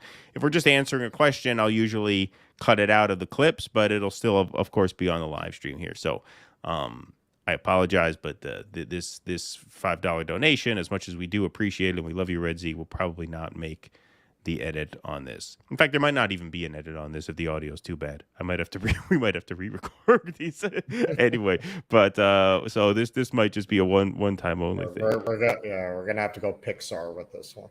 I think Tusker just said to me she's muted, but she seemed to say that the audio is better now. So I don't know. I can't tell. I'm a stickler. It's all flowing better. I'm seeing the video. It's flowing better, but I'm still getting a lot of crackle on my end from the mic itself. But it's flowing better. Are you? Yeah. It could. I think it's just a connection. It happens sometimes when a connection is weird, like when you're on the other side of the world. It's not terribly surprising. All right. So anyway, it's not like it's a mystery that we have to solve. All right, here we go. What could it be? Yeah, what could it be? Could it be broadcasting from the middle of Delhi? Yeah, he's broadcasting from the gutters of Calcutta. What could be? Why is the audio weird? Yeah. All right, here we go. You're going to get viciously mocked and derided and treated like a fool. They're insulting everybody's intelligence. By the way, a poll just came out the other day. Only 25% of Americans want Joe Biden to run again. 25%. So based on that poll, shouldn't you be out here saying, hey, great, Biden as a challenger. This is, the majority of Americans want to replace him. Well, here we go. Now here's another option. What a ridiculous point. Nope. They're playing defense. 25% of Americans want him to run again. And what's demographic? Yeah, that doesn't. Yeah. Let me think. What demographic describes those 25% of Americans who want Biden to run again? Oh, I know. Democrats want Biden to run again. Okay, so if Democrats want Biden to run again, 25% of Americans, those are going to be mostly from Democrats. Democrats make up about a third of the country, right? So even if we grant you, let's say you misspoke on that and you meant to say, even if I grant you only 25% of Democrats, right? And I'm granting you a major misspeak. I don't know if that's what the poll said. Even if only 25% of Democrats want him running again, recent poll just showed him winning 45% of Democratic primary voters, with Kamala in second at 29. So come on. This is this is insane. This is just so delusional. These are people who, after the horrors they've witnessed, would still vote for Kamala Harris as a second choice. And you think they're open to Marianne Williamson? They're not creeped out by Kamala, and they're gonna vote for Marianne Williamson. Yeah, what the fuck are you talking about? Like this is more. This is at least as dishonest as anything you're gonna see on MSNBC. To make the formulation that because only 25% of the country, and you're right, he doesn't make the distinction that these are not Democrats. 25% of the country support Biden running again. That doesn't carry over to 75% of the country would support Marianne Williamson. The one does not equal the other. It's absurd. Even if only 25% of Democrats want him to run again, first of all, that number doubles the second he declares he's running. At least doubles. Right. Because now the Democrats know that he's running and that he's the practical choice. And that's all you have to tell Democratic voters to get them to vote for you. You just have to send out the signal from Obama, from the media, that he's the practical choice. They fall in line immediately. So there is no opening here for her whatsoever. For the Democratic establishment and the status quo. All right. They are defending the Democratic establishment and the status quo. Of course, that's exactly what he's doing. He's just taking the long way there. Because the path that he's leading you on is the path of, oh, it sucks Marianne's not the nominee, but we got to vote for Biden anyway because DeSantis is too dangerous or Trump is too dangerous. He's just taking you the scenic route of let's explore Marianne. Yeah, he's sheepdogging. He's now we have a second part of this. into this rigged primary. We're veterans of two Bernie campaigns. Even if you thought Marianne Williamson was the best thing since sliced bread, and gosh, I'm so glad we'll power crystals for everybody, right? We know the process is rigged. They went in open court and admitted that they do not have any obligation to run a free and fair primary, that they could do whatever they want. So what are you getting people involved in? It's like knowing the roulette wheel has a secret button under the table, and you're still telling people to come play at this casino. Yeah, no, I mean, it's just insane, and we're going to play one more piece of this video, but I want everybody to know I don't want people to feel like we are misrepresenting him. You know, we took what we thought were the best segments from this 16-minute video. He does go on to make, and we've covered this in the past already, he says, well, the New Hampshire Democrats are really pissed at Joe Biden for putting them second in the country. And if they are willing to recruit primary challengers and stick it to Joe Biden, that creates an opening for Marianne Williamson. When, of course, no, it doesn't. Because even if, and this, I think, is a huge if, even if she does shock the world and win New Hampshire, the fact that New Hampshire was this indignant about the fact that they had to go second now instead of first, the fact that there was this effort to recruit a challenger out of New Hampshire, that alone takes away all of the shock value in terms of narrative that a Marianne victory in New Hampshire would need. Because the media is going to be able to say, if she shocks the world and wins New Hampshire, which I don't think she will at all, but if she does that, right, then the media is just going to say, well, it figures because New Hampshire was pissed at Joe Biden. Next. What's next? Nevada, Georgia, Michigan, Biden. Come on. It's just so crazy. It's just so stupid. I kind of hope she does get momentum in New Hampshire just to watch the media frame that as racist. She's the candidate of white people. Of the white people, just to watch that. I kind of hope she gains a little momentum. But even with the goddamn moving the primary, I still don't think she would win in New Hampshire. I don't think she cracked 10%. I don't think she'll crack 10%, even with that. No, because I don't think the New Hampshire voters are going to be that irate over it. And even if they are, it's New Hampshire. New Hampshire has not picked the Democratic nominee since 2004, by the way. It's been 20 years since New Hampshire has picked the nominee. They voted for John Kerry in 2004. They voted for Clinton in 2008. She ended up losing. They voted for Bernie in 2016 and 2020. Ended up losing both of those. So New Hampshire is so as goes New Hampshire, so goes the Democratic primary. Right. That is South Carolina's job, which is why they moved it first. So the idea that any momentum is going to be generated is just insane. It seems like they have a psychological thing going on in New Hampshire where being aware of their first position, they just like to do the opposite of what's expected of them. There doesn't seem to be anything more to it than that. Whoever the dark horse is, that's who they vote for. If it's Howard Dean, they'll vote Howard Dean. If it's Bernie Sanders, they'll vote for Bernie Sanders. Right. Yeah. No. Well, I mean, they do have that history. Although they did vote for Clinton in 2008 when Obama was sort of the anti-establishment pick. I mean, don't forget they are white. They are white. They got some white people up there in New Hampshire. That's one thing. Well, all right. Marianne is very white. She has that going for her. Yes, she is a very white lady. She has that going for her in New Hampshire. We'll give you that. Exactly. All right. Now we got a couple more minutes to play here. This is where it gets really rich. This is where he really passes the hat. This is really the thing getting passed around in church for the money, right? This is where he really just begs the audience to get engaged here. Guys, we have a real opportunity here. I love that. Guys, listen, we got a real opportunity here. Guys, listen, we got a real shot here. All right, here we go. Not just the left that is frustrated with Biden. Of course the left is frustrated with Biden. It is normie Democrats who are frustrated with Joe Biden. Normie Democrats. Also, independents and moderates who might not like Donald Trump or Ron DeSantis or whichever Republican it's going to be. She has a real opportunity here. Now, I'm not saying she's the favorite. I'm not saying she's going to win.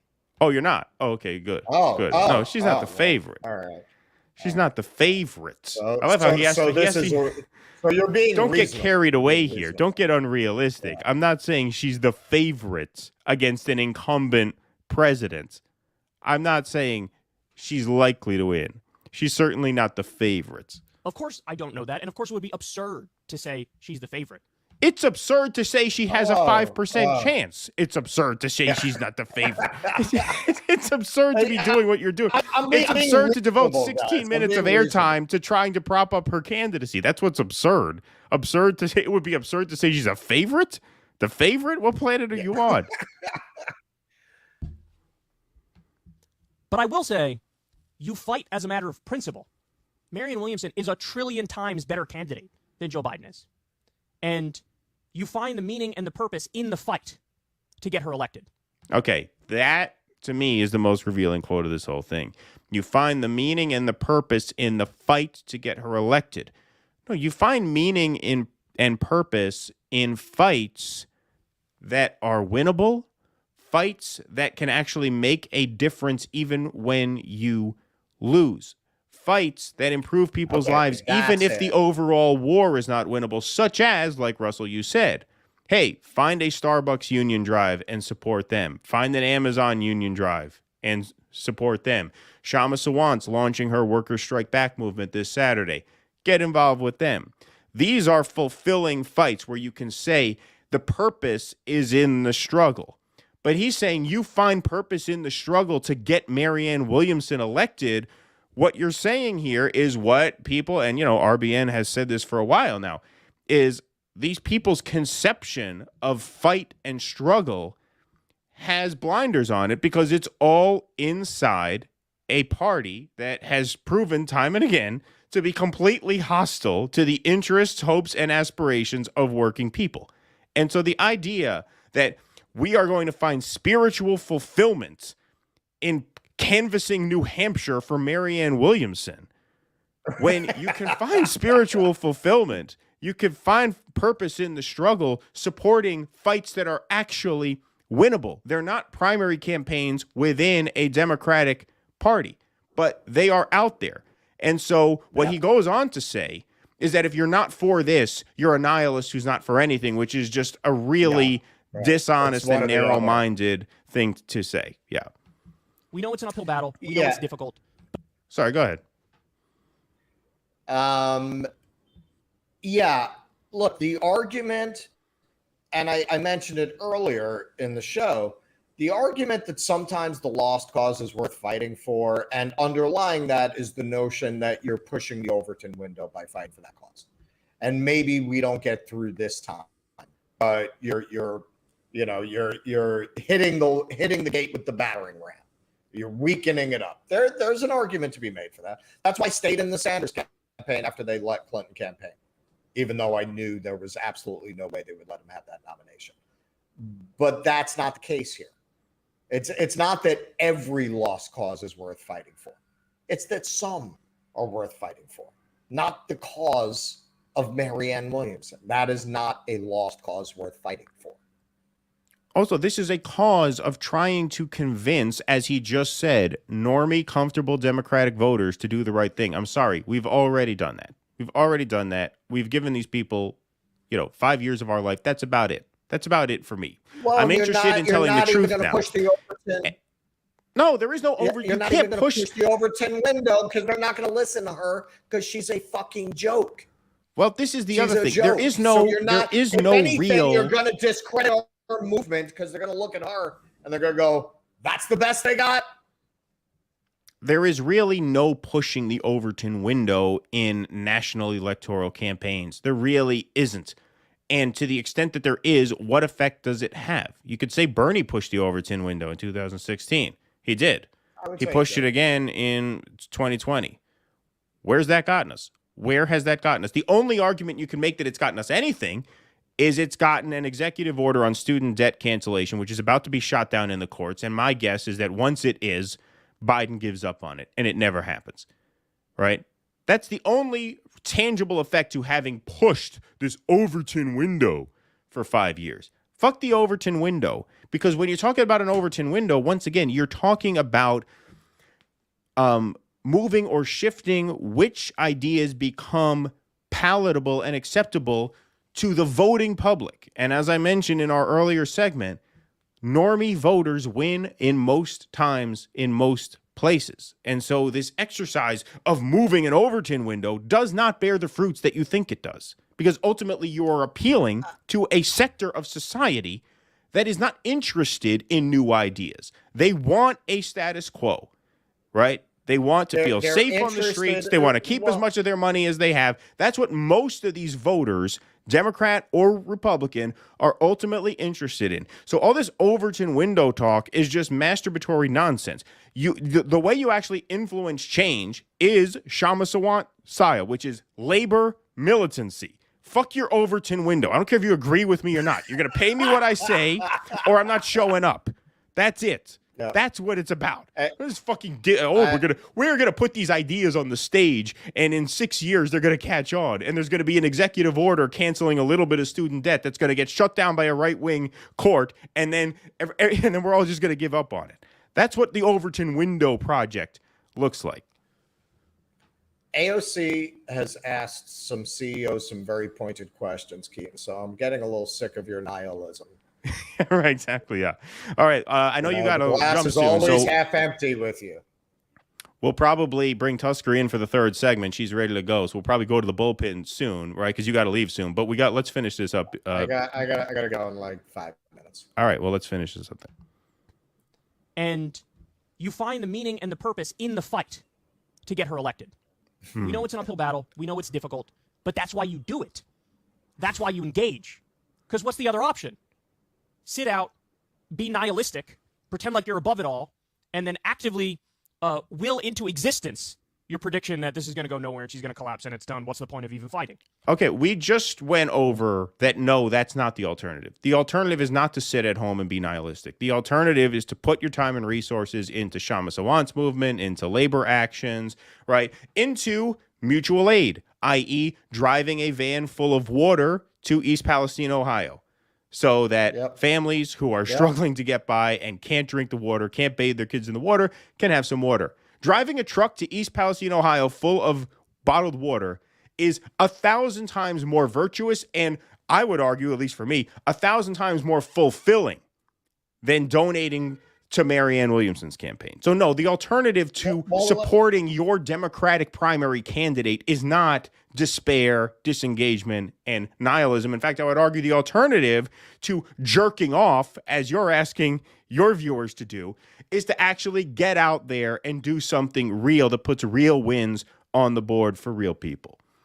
All right, let's let him finish. I think I can translate for Kyle. What Kyle is really saying is, I have spent years building a channel with a vision of being the next generation of corporate media, and walking away from the entire two-party duopoly and this whole primary campaign two-step is something that doesn't really fit my business model, and therefore it doesn't fit my political vision. I don't really know what I would do or talk about on this show if I were to actually have an honest show that honestly assesses this system. I want to simply continue the same narratives as CNN and MSNBC with a slightly more leftward and progressive bent. And to go beyond that, I could lose subscribers. I just wouldn't even know how to function in that world. I'm probably going to piss off a lot of people. I might need to hook me up later with that sweet corporate media gig cash. So I'm just not going to go there. So I need to sheepdog everyone into the Democratic Party rather than to talk about Kashama Sawant. Exactly. Well, again, that's why I say you fight as a matter of principle. You say, I know this person would be better than Joe Biden. I know her heart's in the right place. I know she's going to fight for stuff like $15 minimum wage, getting money out of politics, getting universal health care, etc. And so you fight as a matter of principle. And even if you don't get to the finish line, at least you left it all out there on the field. I don't know about you guys. That's the only way I'd be able to sleep at night. At least you left it all out there on the field, meaning at least you watched my show, right? If it doesn't work out, hey, at least you watched Secular Talk, right? At least you gave me some ad revenue. At least you gave me some sub boosts. That's what that means. We left it all on the field, meaning you kept me in the game. That's really what he's talking about. At least you kept me relevant, because I need a Democratic primary campaign in order to remain relevant. Look, we're not stupid. We started this show as an audio podcast back in 2020 when we had a primary campaign that we were invested in, right? That we thought we could promote using the show. The thought occurred to us, hey, what happens when we don't have this anymore? How do we keep the show going, right? The show had a built-in through line. It had a built-in arc during the Sanders campaign that once the Sanders campaign ended, it wasn't going to have anymore. So yeah, you have some questions to answer about how you are going to keep the show going after that. But what we came up with was a soundboard. What's that? What we came up with was a soundboard. We have a soundboard. Right. We found. I think we could. You're welcome. We need a soundboard now. Exactly. Yeah. No, but I mean, what we came up with was, hey, we'll just tell the truth. We'll tell the truth. It's that simple. It's that simple. There was an adjustment period after Biden was sworn in. So after the Sanders campaign was over, after the election was over, there was a period where Biden was having his honeymoon. News was kind of slow.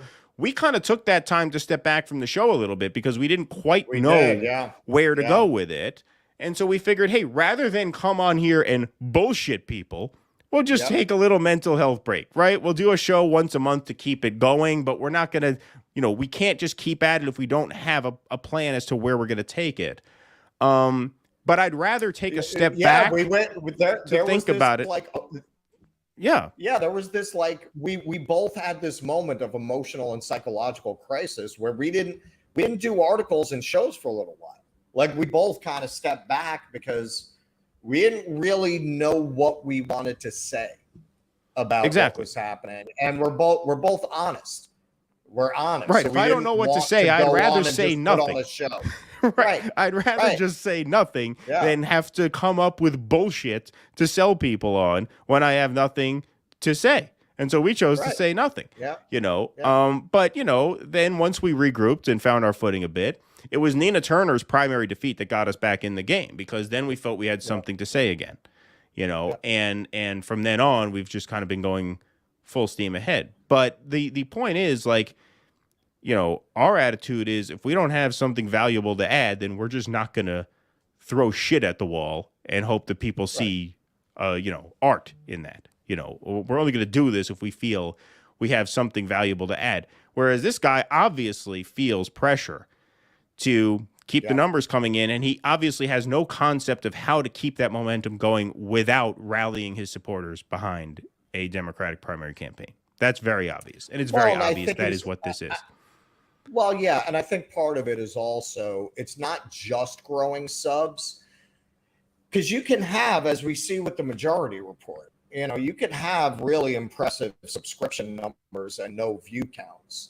And I think that happens with a lot of people like Kyle, where, they kind of peak and people lose interest because what is there to hold your interest? I'm sorry, but Kyle Kulinksi, he's fucking boring as milk. And, eventually, you have the sub counts, but nobody's watching. So you're not generating the revenue. You can have 8 million subscribers if only 15,000 people are watching your videos. That's not that much revenue. All right, I think they're calling. Is that your tour guide calling? My car.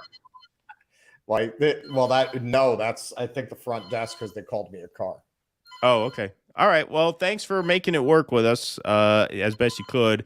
Everybody, a round of applause for Russell as he makes his exit, and then we're gonna make a call to the bullpen. I will speak to you next from the sunny beaches of Goa. All right. All righty. Thank you, sir. All right. See you later. All right.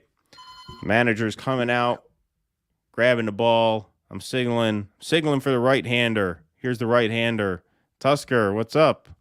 Hey, how are you guys? Good. I'm doing great. Gone now. Yeah. It's nice not to hear the sound of a crinkling wire in my ear. I mean, I can crumple some paper. I'm trying to keep my boyfriend's dog sated by just feeding her a Cheez-It every now and then. Well, thank you so much for coming on. We appreciate it. Thank you. Oh, by the way, my dad gave Russell a nice super chat that I didn't read to him. I should have read it to him. That wasn't nice of me, but I honestly, I meant to do it. I forgot. Here, let's take some of these. Christian, so Kyle is saying 25% more Americans want Joe to run than Marianne. Yeah, exactly. I mean, she's got 0. And like what we said earlier, this is the story of the show. Democrats don't vote for who they want to vote for. They vote for who their thought leaders tell them they have to vote for. So whether they want to vote for Joe Biden or not is irrelevant. When he declares his candidacy, I guarantee you that number is going to double. Then over time, it'll consolidate. By the end, he'll have over 90. Go ahead, Tusker. The second that Biden announces this campaign, you're going to have the vast majority of the Democratic Party cadre, the establishment. They're just going to go, blue, and they're just going to go. That's what they're going to do. And right now, Marianne, if you really wanted to pull the grassroots support for Marianne, it's 0.02% of the so-called Democratic Party, and it's basically Kyle and Crystal. That's it. Right. That's it. not going to work. Before we go into our segment, I have a few other super chats to read here. I want to plug our Patreon and give a shout out to our patrons. Sorry, we were supposed to do this before the first segment, but those tech headaches were distracting me a little bit. But Stephen D, or Stephen D, I think it's Stephen because it's spelled E-N, P-H-E-N, signed up at Substack this week as a paid subscriber. So thank you very much for that. You are on the scroll. Jared, you are on the scroll as well. Again, Jared, for some reason, I keep getting alerts on Patreon that you're signing up because the Patreon members were charged today. Jared, are you canceling your membership at the end of the month and renewing at the beginning so that you never have to pay? You might be able to do that because I think when you sign up at Patreon, you get access to the perks from like whatever the 15th through the end of the month, and then it charges you on the 1st. So you could, if you really wanted to game the system and put our show out of business, you could rig it so that you never actually have to pay. That's probably possible. Of course, if enough of you do that, we will not be able to do the show anymore. So just know that that's the risk you run. All right. I'm gonna try this. And then I might try it a couple more times just to see if it works. It might be doable. I'm serious. It might be doable, but I don't know. It's good content. I mean, come on. If you can afford it, do it. It's totally fine. Yes, that's how Tusker gets access to the phone line here. We get call-in access to the shows plus exclusive videos every month, 4 per month. We try to average 1 a week. This time we kind of backloaded it because we had to wait for Russell to be available to record them. But you got your 4 in by the end of the month. Yeah, my dad for the $50. Thank you, Dad. He said, Russ, upgrade your room. That thing over his right shoulder doesn't look safe. I'll pass the message along. I didn't notice that, but I will pass it along to him. I'll text him as soon as we're done and tell him you told him to watch out for that. Billy D, Marianne Williamson must have promised Crystal the White House spokes job. You know, that's a good point. She would make a good press secretary. I think Crystal would make an excellent press secretary. Mm-hmm. I don't know what Kyle would be. I don't know what job he would have. I don't know. Just whenever she's sick, I feel like he would just kind of take it because she would obviously be better than Biden's current press secretary. I don't know. What is her name? It's St. Pierre. Karim Jean-Pierre. She's awful. So I guess maybe whenever Crystal's sick, then he can fill that role. It's just that Biden doesn't have someone that would be as good of a propagandist as Crystal Ball. Or, in true Democratic Party fashion, they could just give him transportation secretary. See how it goes. Transportation secretary Kyle Kulinski. Here we go. Zach Boyles. Kyle looks the talking embodiment of masturbatory. I understand what you did there, using the 2 N's substitute for the M. Thank you for the $2. Dan in the Outback. Hey, Dan. I like your avatar there. Cute little kangaroo. The Democrats are a right-wing conservative party. Here in Australia, all of the Democratic Party policies are more right-wing than our version of the GOP. Interesting. Russell's wife, or I guess they're technically, I don't know if they're technically his ex-wife. I don't know if they're formally divorced. They're separated now, but they're still friends. They're in touch quite often, and she actually is from Australia. So Russell actually knows a bit about Australian affairs, much more than I do. So next time he takes a vacation, he needs to go there and ride on the back of a kangaroo. Yeah, right. Exactly. He does a travel vlog from it. Yeah, exactly right. Okay, all right. That is everybody's super chats. I believe that is. I just wanted to make sure I got to all of them. Yep, excellent. All right, thank you guys. Did you have a new Patreon subscriber, that was put at the end of the Patreon? Oh yeah. Stephen D. I mentioned him. He was Substack. That was the new guy. See, Tusker's a pro. She's already on this. She's already on it. Beautiful. All right. So we got one more segment that we're going to do here tonight. This is about East Palestine, Ohio. Nina Turner recently appeared on a CNN panel discussing the unfolding events in East Palestine. She called out some in the media and online suggesting that because the town itself votes overwhelmingly Republican, they somehow deserve to have this accident happen in their backyard. She also made a similar point that we made when we showed the More Perfect Union video a couple of days ago, about how the fact that a lot of these right wingers or these, supposed right wingers, right, the MAGA voters, actually have a much more accurate critique of deregulatory policy and sort of government sort of disengagement than you might think. So we're going to watch this clip here and then we will comment. Turner, you are a daughter of Ohio. I know you've been to East Palestine. Yes. Do you think that the administration is doing enough?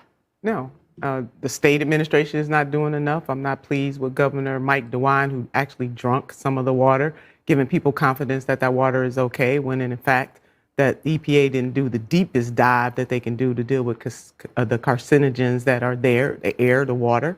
No, and when I went there, then I saw both fear and anger in the eyes of the people there. I had a local guide. His name is John. He grew up in and around that area, and also Jess. And I got a chance to talk to some of the people. And one lady that I talked to, she said, I never want to see another vehicle carrying chemicals come through my community again. And so while you have some on the GOP side saying less government, you have the residents of East Palestine saying that government is not doing enough. And they have been, not just them, they have been failed by subsequent many administrations. It's not just the Trump administration, it was the Obama administration, now it's the Biden administration. So now we have the facts, they're out there. The NTSB said this could have been avoided. The thing is, what are we going to do to solve the short-term and the long-term needs of the people? And then just one more point. Yeah. All right.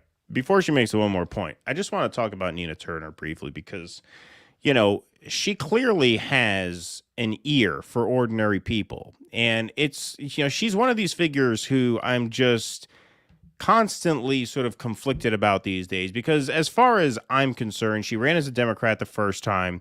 They screwed her. Okay, that was strike one. She should have seen that coming. Ran as a Democrat the second time. She never had a chance. Okay, that was strike two. Then she took a gig at TYT. Okay, that's strike three, right? If I'm going to play by my own principles, it's like, all right, enough of you already. Like, but she is such a voice of clarity in so many topics that it's difficult to like disown her. And so I still don't because, somebody's got to go into these corporate media spaces and speak some truth.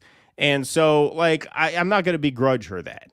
She's a very, very frustrating person because she has the charisma and the leadership qualities to really upend shit if she had the guts to really do it. And the fact that she hasn't is disappointing. At the same time, you have to say, as long as CNN is going to exist, better she fill that seat than just about anyone else. What do you think about that, Tusker?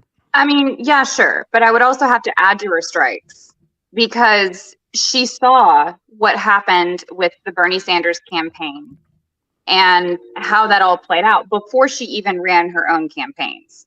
So those are additional strikes. Like that should have influenced her about like what type of institution that she was going to run inside. And yes, I agree.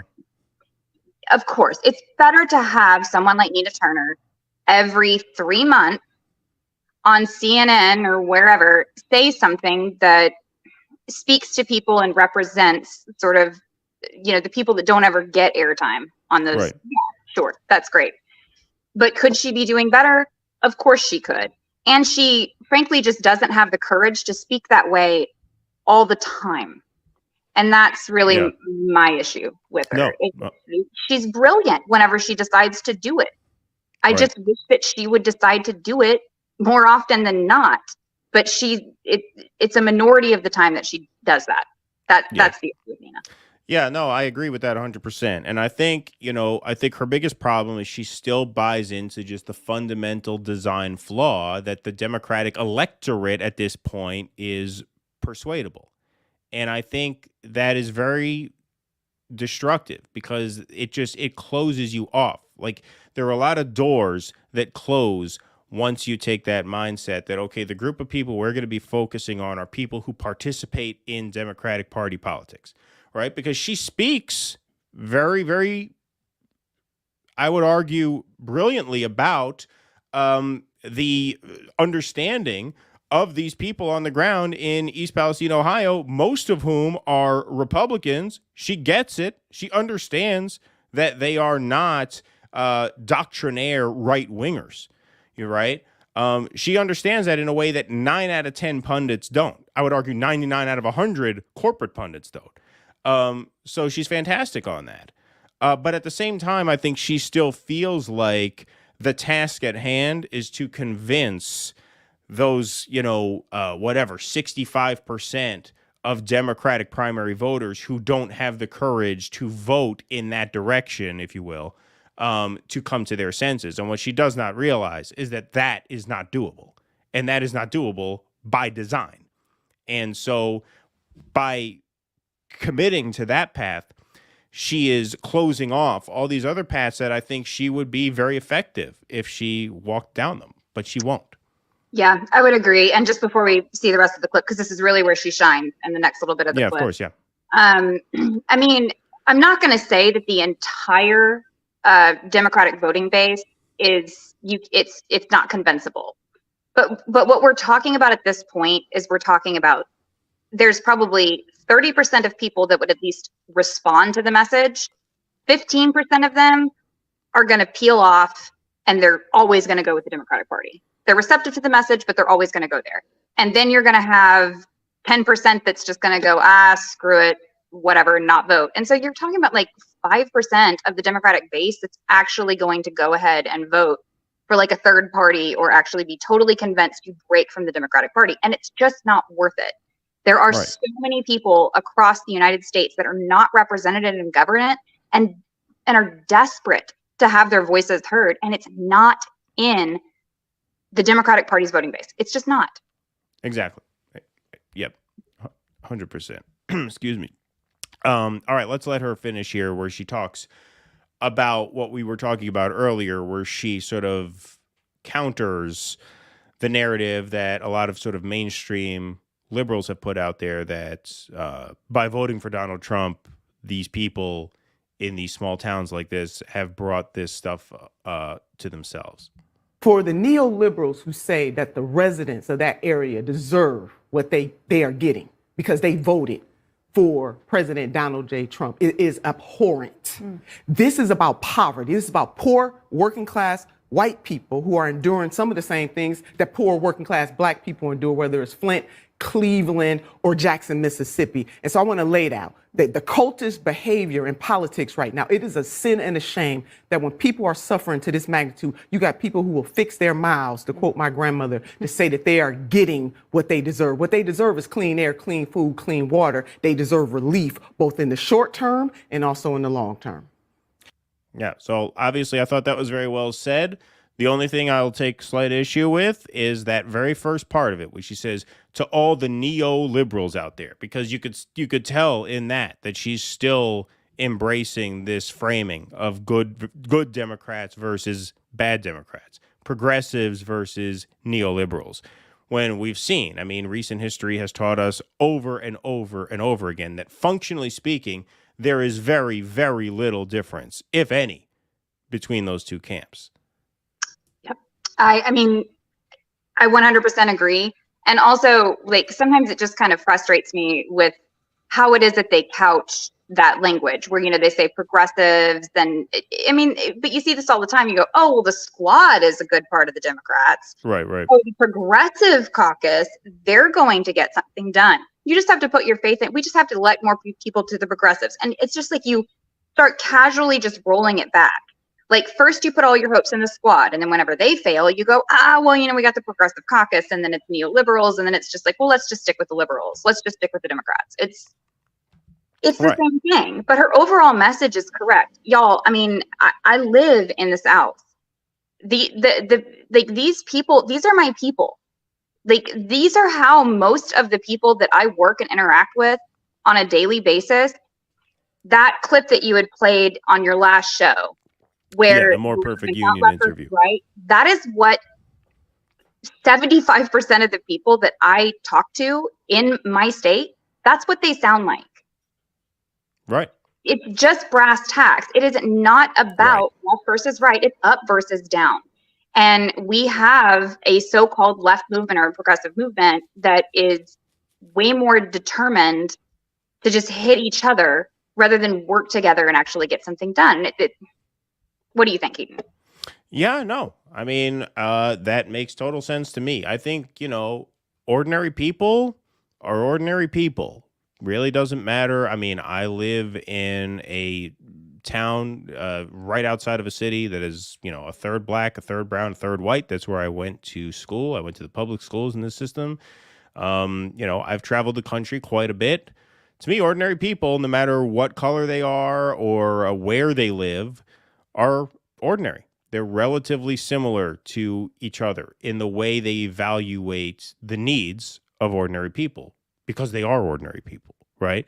And so a lot of these sort of labels that we, sort of put on people, progressive, centrist, MAGA, conservative, this, that, even crosses like religious, non-religious, right? That doesn't seem to make a hell of a lot of difference in my experience. There is a certain sense of just brass tacks, as you said. I mean, that's the best way of saying it.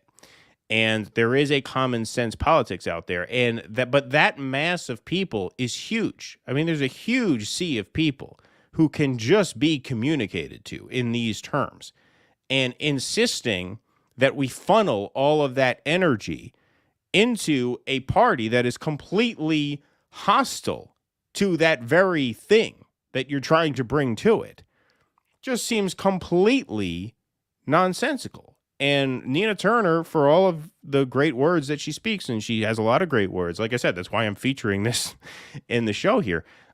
She doesn't seem to understand that larger problem, the ultimate contradiction in what she is saying, which is, I don't know if contradiction is the best term, but that is the design flaw in her outlook, is that she feels like she's going to be able to harness that energy and bring it into this very enclosed and hostile space called the Democratic Party. And you're not going to be able to do that. But there's a lot you can do if you don't try it that way, right? There's a lot you can get done, as labor leaders have proven, as Shama Sawant has proven. She has a tiny little political party that she's been able to put to work in Seattle, a fairly large city, and wield tremendous power and put real results on the board. And Nina can be a person like that if she has the vision and the courage to do it. And unfortunately, like you said, it just seems like ultimately that's where she comes up short. And it's a shame because it's a waste of talent. What it is that people like the progressives, like the Squad, like AOC, like what all that they're asking the working class to do is enter into a party that will allow them to fight in a straitjacket with their arms tied behind their back. And we have seen this over and over again.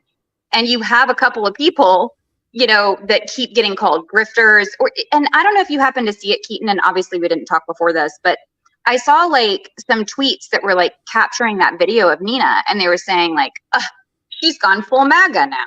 Yep, yeah, I got it. One step ahead of you. It's funny. You didn't talk to me, but I was going to bring that up. There's this account named Greg, Mr. Jeezy, right? After being rejected by black and Jewish voters in Ohio twice, referring to the congressional primary, Nina Turner has gone full MAGA.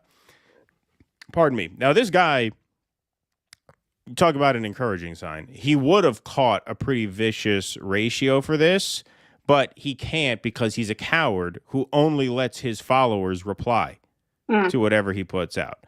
So if you see, he almost caught a ratio anyway because he has 1,370 quote tweets, which are people giving mostly hostile replies to him, and only 1,500 likes. So he almost caught a ratio anyway. He almost caught a quote tweet ratio, right?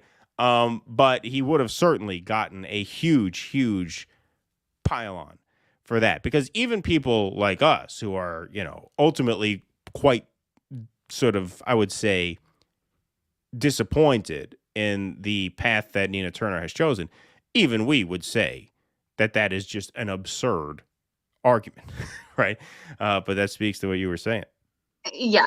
I mean, that's when did it become like, it seems to me that people have started equating MAGA with normal people. Like, right. Well, that's exactly how they see it. any type very of insightful pundit, comment. Yeah. like any type of pundit just sits there and they go like, oh, wanting the government to do stuff is MAGA. Right. Yeah.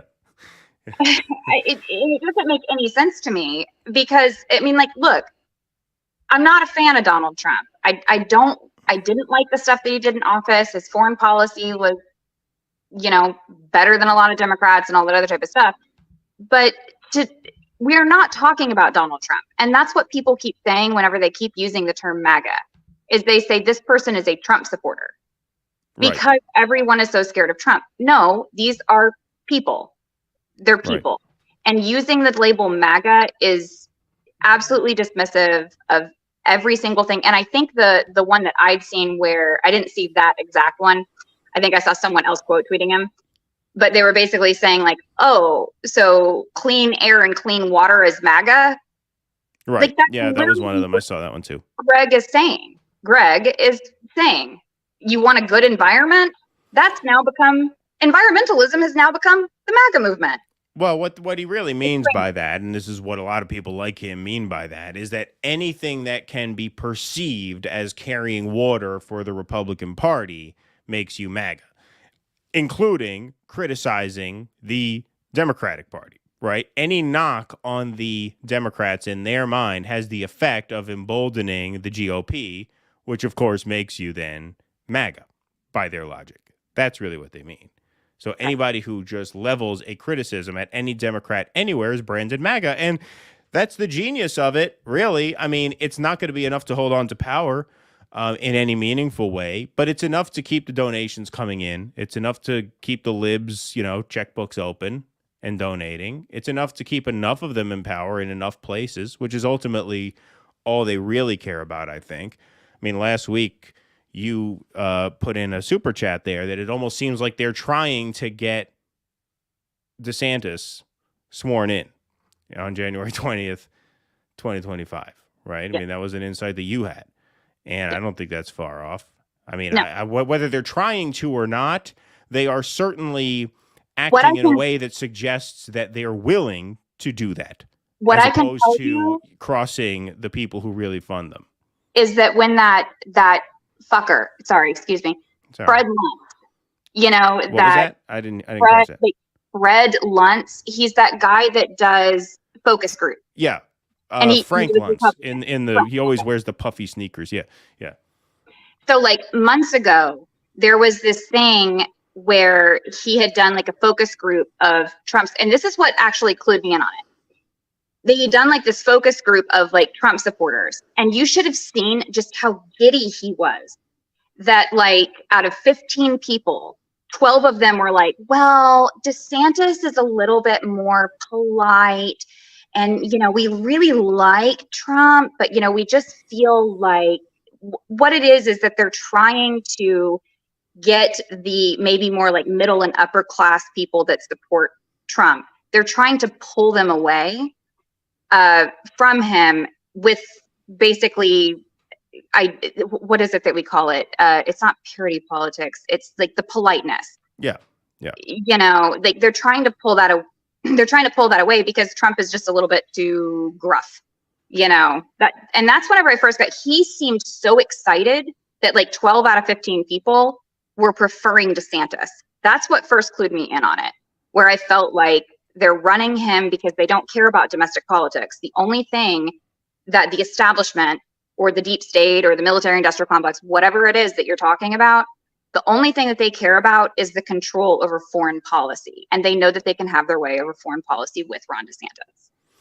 Yeah, I mean, I think that's a big part of it. Yes, I do. I think on the voter level, it's going to come down to a question of how confident the Republicans are that they can win with whoever they choose. So what I mean by that is if they feel like Biden is just really weak and that they can win no matter what they do, they'll probably go with their heart and choose Trump. If they're feeling a little less confident, as that panel would suggest, I didn't watch it, but the way you just talked about it makes me feel that way, then yeah, they're probably going to be a little bit more cautious and a little bit more strategic and go with DeSantis, who as we covered on the last show, the way he handled MSNBC when they misrepresented his whole sort of, AP African American Studies thing. The guy is incredibly skilled. He is a skilled political operator. And this is, look, I'm not a big believer in the idea that debates make a difference. I don't think most debates make much of a difference. It's such a polarized country that I'm not the kind of person who sits here and says, just wait for the debate when this guy's going to beat the other guy. I tend to not do that. However, Joe Biden, who cannot get through a speech without reminiscing about a nurse that did things that nurses aren't supposed to do. If you saw that was trending. I work in healthcare. That's what we do all the time. Okay. Okay. So that wasn't too bad. Okay. He was just describing my Monday night. Interesting. Okay. Interesting. But yeah, I mean, Biden on a debate stage with a guy like DeSantis, who is just, operating on a whole other cognitive level. That is going to be something that is potentially unsurvivable for Joe Biden. Whereas you put Trump next to Biden, they look like a couple of, half in the grave lunatics just ranting out their last days. It's a sort of more or less a wash. DeSantis, though, in that spot is going to be much, much tougher. Biden and Trump, especially that first debate between them, it kind of reminds me of whenever you see cats just like, each other in a corner. What was amazing about that first debate with Biden and Trump, and I think I talked about this at the time, was that all Trump had to do was let Biden make an idiot of himself by just letting him speak. But Trump is such a bully and such an asshole that he couldn't help but jump in every 10 seconds. It's like, the reason your team was so excited about the debates is because the debates was when you could just hang back and let Biden ramble, let him embarrass himself. And you blew it by cutting him off every 5 seconds. You didn't give him a chance to embarrass himself because you didn't let him talk. That was the thing with Trump. And it's still some of my favorite things that I've ever seen in politics happen is if you watch the Republican debates where Trump won, he absolutely just kicked everyone off the stage. He didn't go after them in that way. He waited. He took a breath. And one of my favorites was whenever Jeb Bush said, and he's talking about my family and, he's talking about my mama and my mama's a great woman. And he just goes like, well, then she should be running for president. Yeah, she should have run. That was the greatest line. That was the greatest line ever. And so what I think his big failure in that first debate and what everyone was expecting to see in that first debate was more of that version of Trump. But instead he went on full like yard dog on a leash, just like constantly just like going after Joe Biden. And if he just would have brought it back and only did 50% of what he wanted to say, then it would have been over then, I think. Yeah, no, I think you're right. He acted in that first debate like he had to throw Biden off balance. You don't have to throw a guy like Biden off balance. Biden is off balance. You just wait for his vitamins to run out. Right, exactly. He didn't have to engage in that hostile a fashion. It just, and if I can just say just real fast, just since we were talking about this whole East Palestine and what Nina was saying, I just want to mention that really disturbing video that I saw, especially because I work in healthcare, of a lady named Miss Lisa Edwards, a white lady that got discharged from a hospital and got brutalized by the police to the point where she was begging for an inhaler. She got forced into the back of a police car. And then you can literally see like the camera footage of the police car where she's saying, I can't breathe. I'm having all these other issues. Like, we have to start realizing that it is a class issue and has nothing to do with your gender, with anything like that. Like, the system will brutalize whoever it is that you are. And I don't know, have you seen that video, Keaton? It was horrible. Horrifying. I have not seen that video. I'm actually looking now because I for some reason that did come across my radar at some point, I believe, but I have not seen the video. It was horrible. I mean, she got discharged from the ER because essentially she wasn't critical at that moment, Right. And they couldn't get her off the sidewalk. And so the cops got called on her. And then they said, well, you got to go. And she's saying, I'm having a stroke. I can't breathe. Can you please get my inhaler? They looked for it in her purse, couldn't find it in her purse. I think it ended up being in her patient belonging bag like 8 minutes later, you know, but it wasn't enough. They kept trying to force her in the cop car. And one of the things that I thought was just like so horrifying about it was at one point you saw her begging for them to like get her medical attention in the back seat, and you see the shadow of her hand like gripping onto the bars. Oh, Jesus. And it just collapses. And then whenever they finally check on her responsiveness, they pull the back of her hair and she's just limp. Like, and they're saying she's not responsive. She's not responsive. I don't know if she's faking it. She wasn't faking it. She died in the back seat of that cop. Jesus. Yeah, I This have to is find not that. a race issue. It's a fucking class issue, guys. I have to find that. I have to watch that. I mean, not that I'm looking forward to it, but I feel like I should. It's horrible. And the only reason I'm mentioning that is because Nina Turner simply said that whole entire line about this is about white people that live in poverty and have experienced the same type of degradation and just the absolute like you have the ruling class that just, they don't care. They're fine to embarrass all of us, to watch these vignettes of our horrors and get a little bit upset or a little bit miffed about it. And then what happens? A Chinese balloon gets shot down, and you know, we're back to hating the Russians, hating the Chinese, hating the Europeans. It's all a distraction. Right. No, I agree. Let me just put this up on the screen. Hold on. I took this off when I shouldn't have. I didn't mean to do that because we're going to need Turner, this. you are We're going to need this for our final segment here. So I apologize about that, folks. And I'm sorry that I kind of got us distracted there. No, I no, just that's okay. really No wanted problem. to mention No, that. it's no problem. No problem. When I edit the clips together, you know, all of this gets cut out. So, you know, I think of the clips as the trailers, and these are like the movies, right? So, you know, it's fine. No problem at all. Nicole Vance. Thank you for the $5, Nicole. Why are we ignoring that Republicans that are anti-war with Ukraine only wants that money to fight China? All of them would support it. Yeah, that's what Craig Pasta Jardula said at the Rage Against the War rally, which I thought was really good. He says, you know, don't think that we are going to chide the Democrats for saber-rattling with Russia and allow the Republicans to do the same with China. Yeah, no, it does seem like, you know, there's a pretty active bipartisan war fever, and I would argue even a certain death drive at this point amongst all of these people. Yeah, and the other thing is yeah, sure, Republicans are way on to like China. They have been forever. Every single time, like Tucker Carlson or whoever. I mean, I admit I'm grateful for some of his segments and some of the things that he says, but most of the time, what it is that they just want to shift those resources toward fighting China. But here's the thing.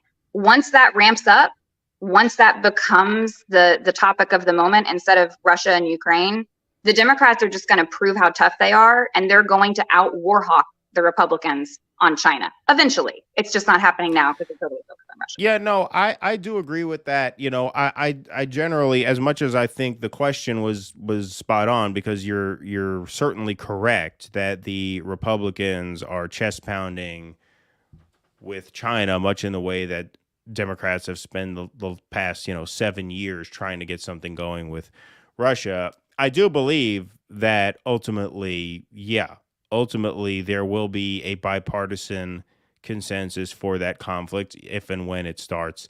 Just as there is for this, right? We talk about Republicans being the peace party on Ukraine. They're really not. Most of them aren't. I mean, a handful of them are, which is certainly more than I could say for the Democrats.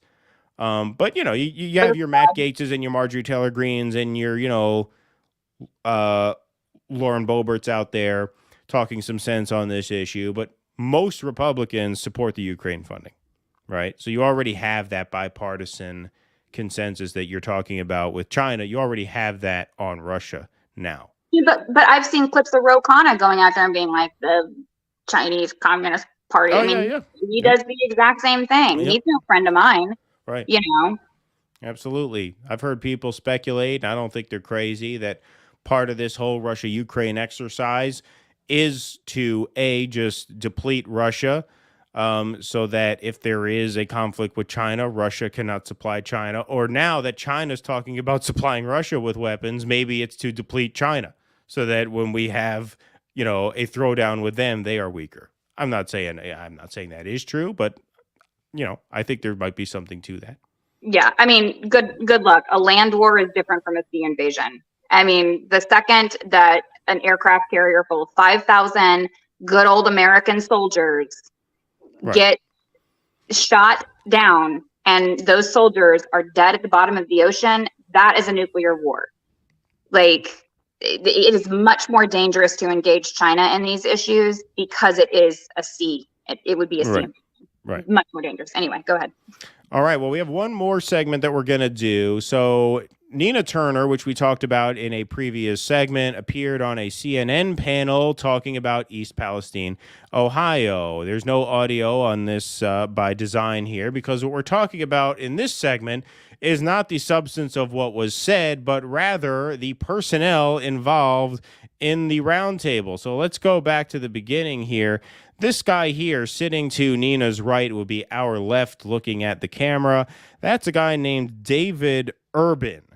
Now, David Urban was just outed by Media Matters. Talk about strange bedfellows, right? I mean, Media Matters is a horrible organization run by the lowlife of all lowlifes, David Brock. But in this case, they happen to do the good work of exposing that David Urban, who sits in on that CNN panel regarding East Palestine, Ohio, and multiple CNN panels spanning multiple topics, is a lobbyist with the American Continental Group. He was a lobbyist with the American Continental Group through 2020. He was the president of that group, in fact, and they were paid over $1 million in fees during his tenure there by Norfolk Southern. And CNN did not disclose that before putting him on any of these panels talking about this horrible derailment accident. But Urban is still an active lobbyist at a different firm called BGR, which also has clients in transportation, including railroads. And Media Matters put out an expose that uncovered a lot of this guy's various conflicts of interest here. So if we take a look, we can see Urban urged a military strike against Iran without any disclosure that he worked for defense contractors. Urban praised the then Defense Secretary Mark Esper without the network disclosing that he personally lobbied the Defense Department on behalf of defense contractors. Urban repeatedly attacked environmental protections without disclosing that he lobbied for fossil fuel-related clients, including Norfolk Southern, which transports coal. Urban repeatedly pushed for the passage of a trade agreement on air after he was hired to lobby for it. The network didn't disclose the conflict of interest. Urban touted a lobbying client's opposition to a tax bill without any disclosure that they paid him. And, this just speaks to the illusion that many people are under when they think, when they're watching the news, that they're watching the news. Because the fact of the matter is, even if this guy did disclose these various conflicts of interest at some point in his tenure at CNN, of course, he's not going to disclose them every time in every segment, right? So this idea that, people go on there as if they have no bias or they have no incentive to spin the news a certain way. And then, even the ones who did disclose maybe their first day on the job, they say, well, hey, I said as soon as I showed up here, hey, full disclosure, I have these various conflicts. Most people never learn about them anyway. Most people never learn. No, most people never hear that segment where you disclosed a conflict. But this is the way it is across all of these different media platforms. You're watching these people as if you are watching honest brokers, news people, reporters with no axe to grind. And as you can see, that is very rarely the case. David Urban is a Republican. He is a conservative. He is a Trump supporter. He makes his opinions known, but he doesn't make his interests known. And CNN felt no responsibility to make his interests known, because to a lot of these people, opinions and interests are the same thing. A lot of people don't have opinions. They only have interests that they work towards. And whatever opinion they express is really a smokescreen that they put up to hide the fact that they have an interest, a personal stake in steering certain outcomes. And that's what this guy has. And CNN is now under fire for having this guy on the air, not just to talk about this most recent thing, but as the list here says, whether it's foreign policy, environmental policy, whether it's tax policy, he's up there talking as if he is an honest actor with an honest opinion, when, of course, he's not. Okay. I mean, I'm glad CNN is under fire for this particular individual, but this is almost all of their guests. Like, and so here's the thing. I knew that he was like a defense contractor and like worked for the defense industry. I didn't know about the other stuff, so that's news to me. But you'd think with all that lobbying money, he could afford to buy a suit that makes him look like he has a neck. That's one thing. Yeah, it's true. But I mean, just besides that, like, we're sitting there and we're saying like CNN should be disclosing if they have a conflict of interest here. You know what? Here's the thing. There is no conflict of interest. There is no conflict of interest for this man that is appearing on this show. He represents big business. He represents capital. He represents the defense contractors. He represents tax cuts and deregulation and all of the things that hurt working class people. So there is no conflict of interest, which is probably the reason why they figured, why even bother to, disclose his ties, since all of us are advocating for those things. And then every now and then they throw some red meat and they'll have Nina Turner on. Well, I mean, when I say conflict of interest, what I mean is obviously that, if he is hired to give opinion, then you ought to disclose that that there is an interest behind whatever opinion that is. Yeah. No, I totally agree. I mean, from the way that we usually use it, you're totally correct to say that should be disclosed. He works for a company and he's representing that. And I agree with that. But what I'm simply saying is, at the end of the day, the news industry, I don't care what channel you're looking at, CNN, MSNBC, CNBC, Fox News, I don't care which one it is. They all have the same. They're all a conflict of interest if you bring on a defense contractor. Well, look, I mean, in a certain sense, the advertising breaks are what disclose whatever conflicts of interest the networks themselves have, right? I mean, the hilarious thing is when you see on the Sunday morning shows, you'll see ads for Boeing, right? As if the average American audience member is thinking about buying a fleet of 757 jets. You haven't bought F-16 yet? Right, exactly. Exactly. Like, you don't need to advertise Boeing to ordinary people. Ordinary people are not in the market for Boeing jets. That is just an open bribe. That is Boeing cutting a check to this network so that they parrot a party line that is conducive to maximizing Boeing's bottom line, i.e. fighter jets to Ukraine. Let's bring Sean Penn on. Hey, why haven't we sent the F-16s to Ukraine yet? Let's have the killer taco man come and explain why we need to send F-16s to Ukraine. We could get Killer Taco. We could get them involved. They could have like an ad sponsor on the F-16s to Ukraine. Yeah, right. Yeah, exactly. There, exactly. About the killer tacos. They'd be pretty cool looking. That hot pink font. Hot pink, I definitely think that would make it way harder for the Russian air defense systems to shoot that bright exactly. Out of the sky. That would be good. But good advertising. So who cares if soldiers die? Ukrainian, Russian, or American, or any other proxy individual that we have in there, But it's just like, whenever I watch mainstream media, it's like, I think about like YouTube ads where it's like, sometimes I'll have like the phone across the room and it's like, I'm not right there to skip it. And so I'll end up having to listen to a little bit more of an ad than I want to. And they might as well be selling earbuds or leggings or whatever juice they want people to drink to build muscle or something. But it's for weapons. and it's for the pharmaceutical industry, and it's for Wall Street. That's all mainstream media is to me. It's just an ad for big business. Yeah, no. I mean, once you see it through that lens, as most of us have by this point, it's impossible to watch it and expect anything else, right? It becomes impossible to, even hold out hope that you're going to get something that is even just like in the least bit absorbable as news content or as informational content. That's why when someone like Nina Turner comes in there and slips even the smallest of red pills, it's kind of jarring because you don't expect it, right? Yeah.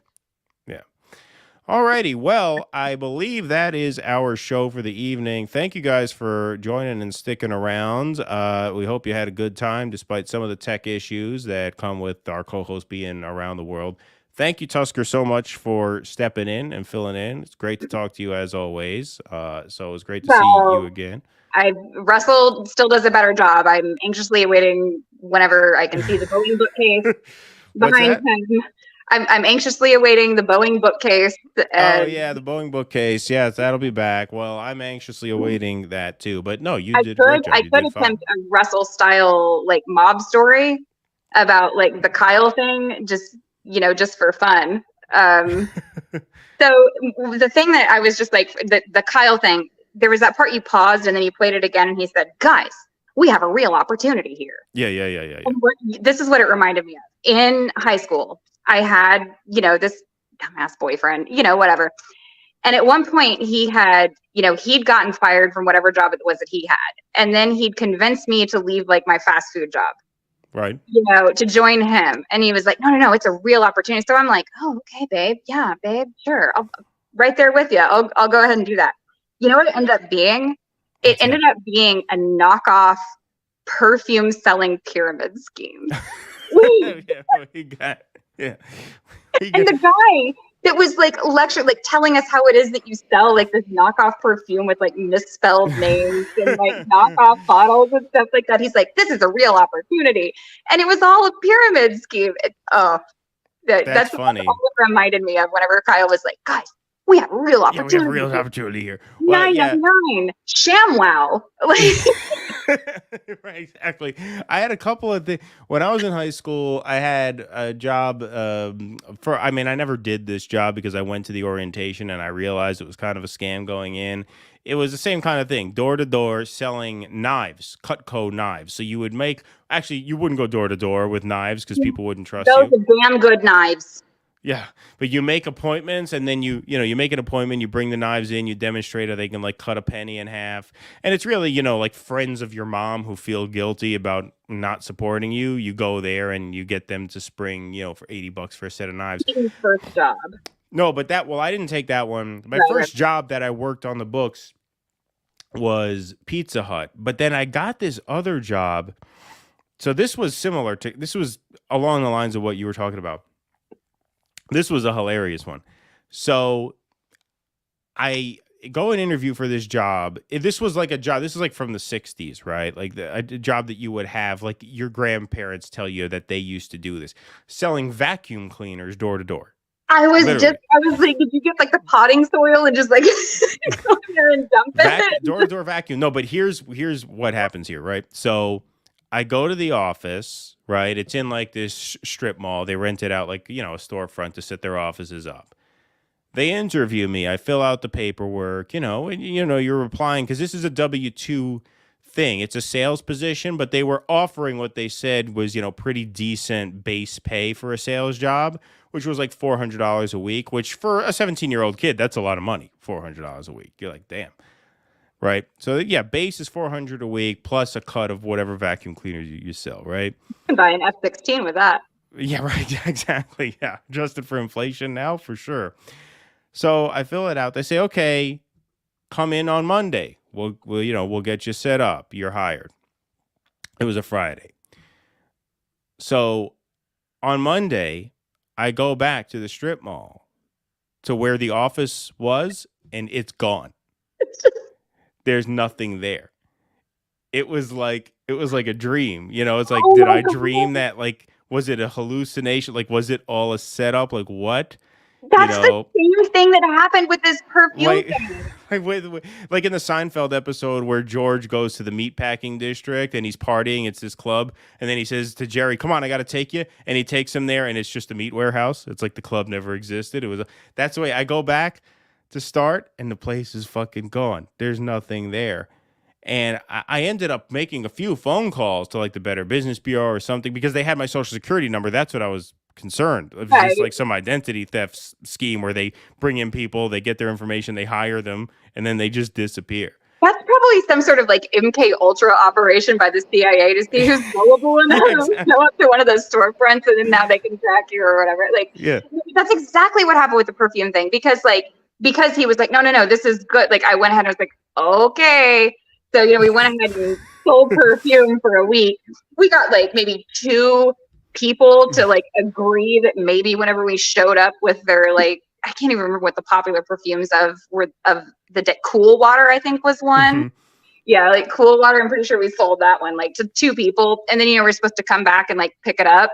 Yeah, they were gone. Lights off, doors locked. Man. Yeah. Okay, so I wasn't the only one, but I never got to hit the road with the vacuum cleaner. I never did any of the job. But it was we hit the road with the bottles that they get. It wasn't with anything. No, right. They don't give you the stuff. They give you the sample to show. Right, exactly. Yeah. But with this, I never even got to go and do anything. It's just I showed up for my first day and they had packed up and moved out. Well, it was the most surreal thing.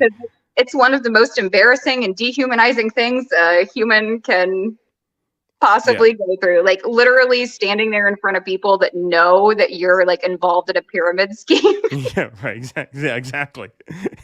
But you don't know yet. Agree to buy something. Yeah, exactly. Just to, there you go. Do you feel successful? Keep it out. Yeah, exactly. Everyone knows you've been hooked. Yeah, right. Exactly. You're the only one who thinks you're doing something that is of use to them, right? Yeah. I got this great deal on the perfume. Yeah. All right, guys. Well, thank you so much. Tusker's great to talk to you again. Thank you so much for joining me here. We appreciate you guys all watching and sticking around. We will be back. More super chats before we go. What's that? No more super chats. Last call for super chats. Does anybody want to throw a buck or two in the tip jar before we sign off here? But I don't believe we missed any. I've been starring them. I found out that I can, on the chat now, I can highlight certain chats and it puts them in a different folder so that I don't miss any. But I think we got all of them. At least for the vacuum and the perfume stories, someone should throw us $2. Yeah, exactly. Those are good stories. That was probably actually the highlight of the show tonight, if I'm being honest. But anyway, those who stuck around to the end got to see it. Exactly. All right. Russell well, will be back. What's that? Russell will be back, and he draws his stories out, and they're much more put together. No, that's all right. No, your stories were great. You're always welcome. I think you probably of all the guest hosts had the best reviews. That's probably true. I haven't aggregated them formally, but I would bet of all the guest hosts, you probably got the best ratings. What's that? It's just because I'm one of the audience.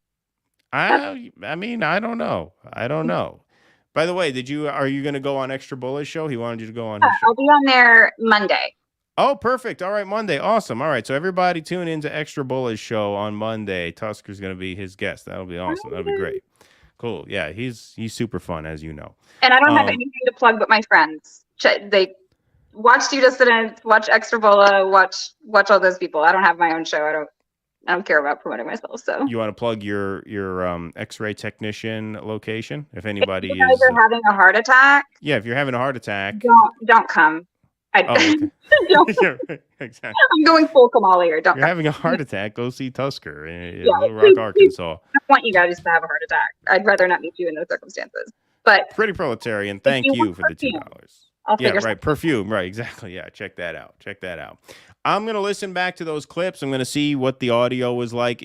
I'm always a stickler for technical stuff, so perhaps I'm hearing it more than others. But if we have to re-record some of those segments to clip them, you might see a modified version. But I think most of them are fine, to be honest. But cool. Let's just say bye to everyone, and hey, thanks everyone for sticking around. Thanks so much for always being such a supportive audience. I always love your chat. Yeah, it's a great chat. One of the best chats. out there. Yeah, we have one of the coolest chats out there, one of the most active and one of the funniest. And It's the reason why, it's one of the reasons why I stick around, for sure. Exactly. Well, that's good because at least even on nights when Russell and I suck, at least the chat's good. So it keeps people interested. All right, everybody. Thank you so much. Thank you, Tusker. We're going to sign off for real this time. We will see you back here on Sunday night, 7 p.m. Eastern. That'll be March 5th. Until then, be safe, be well. Thanks again. Please clap.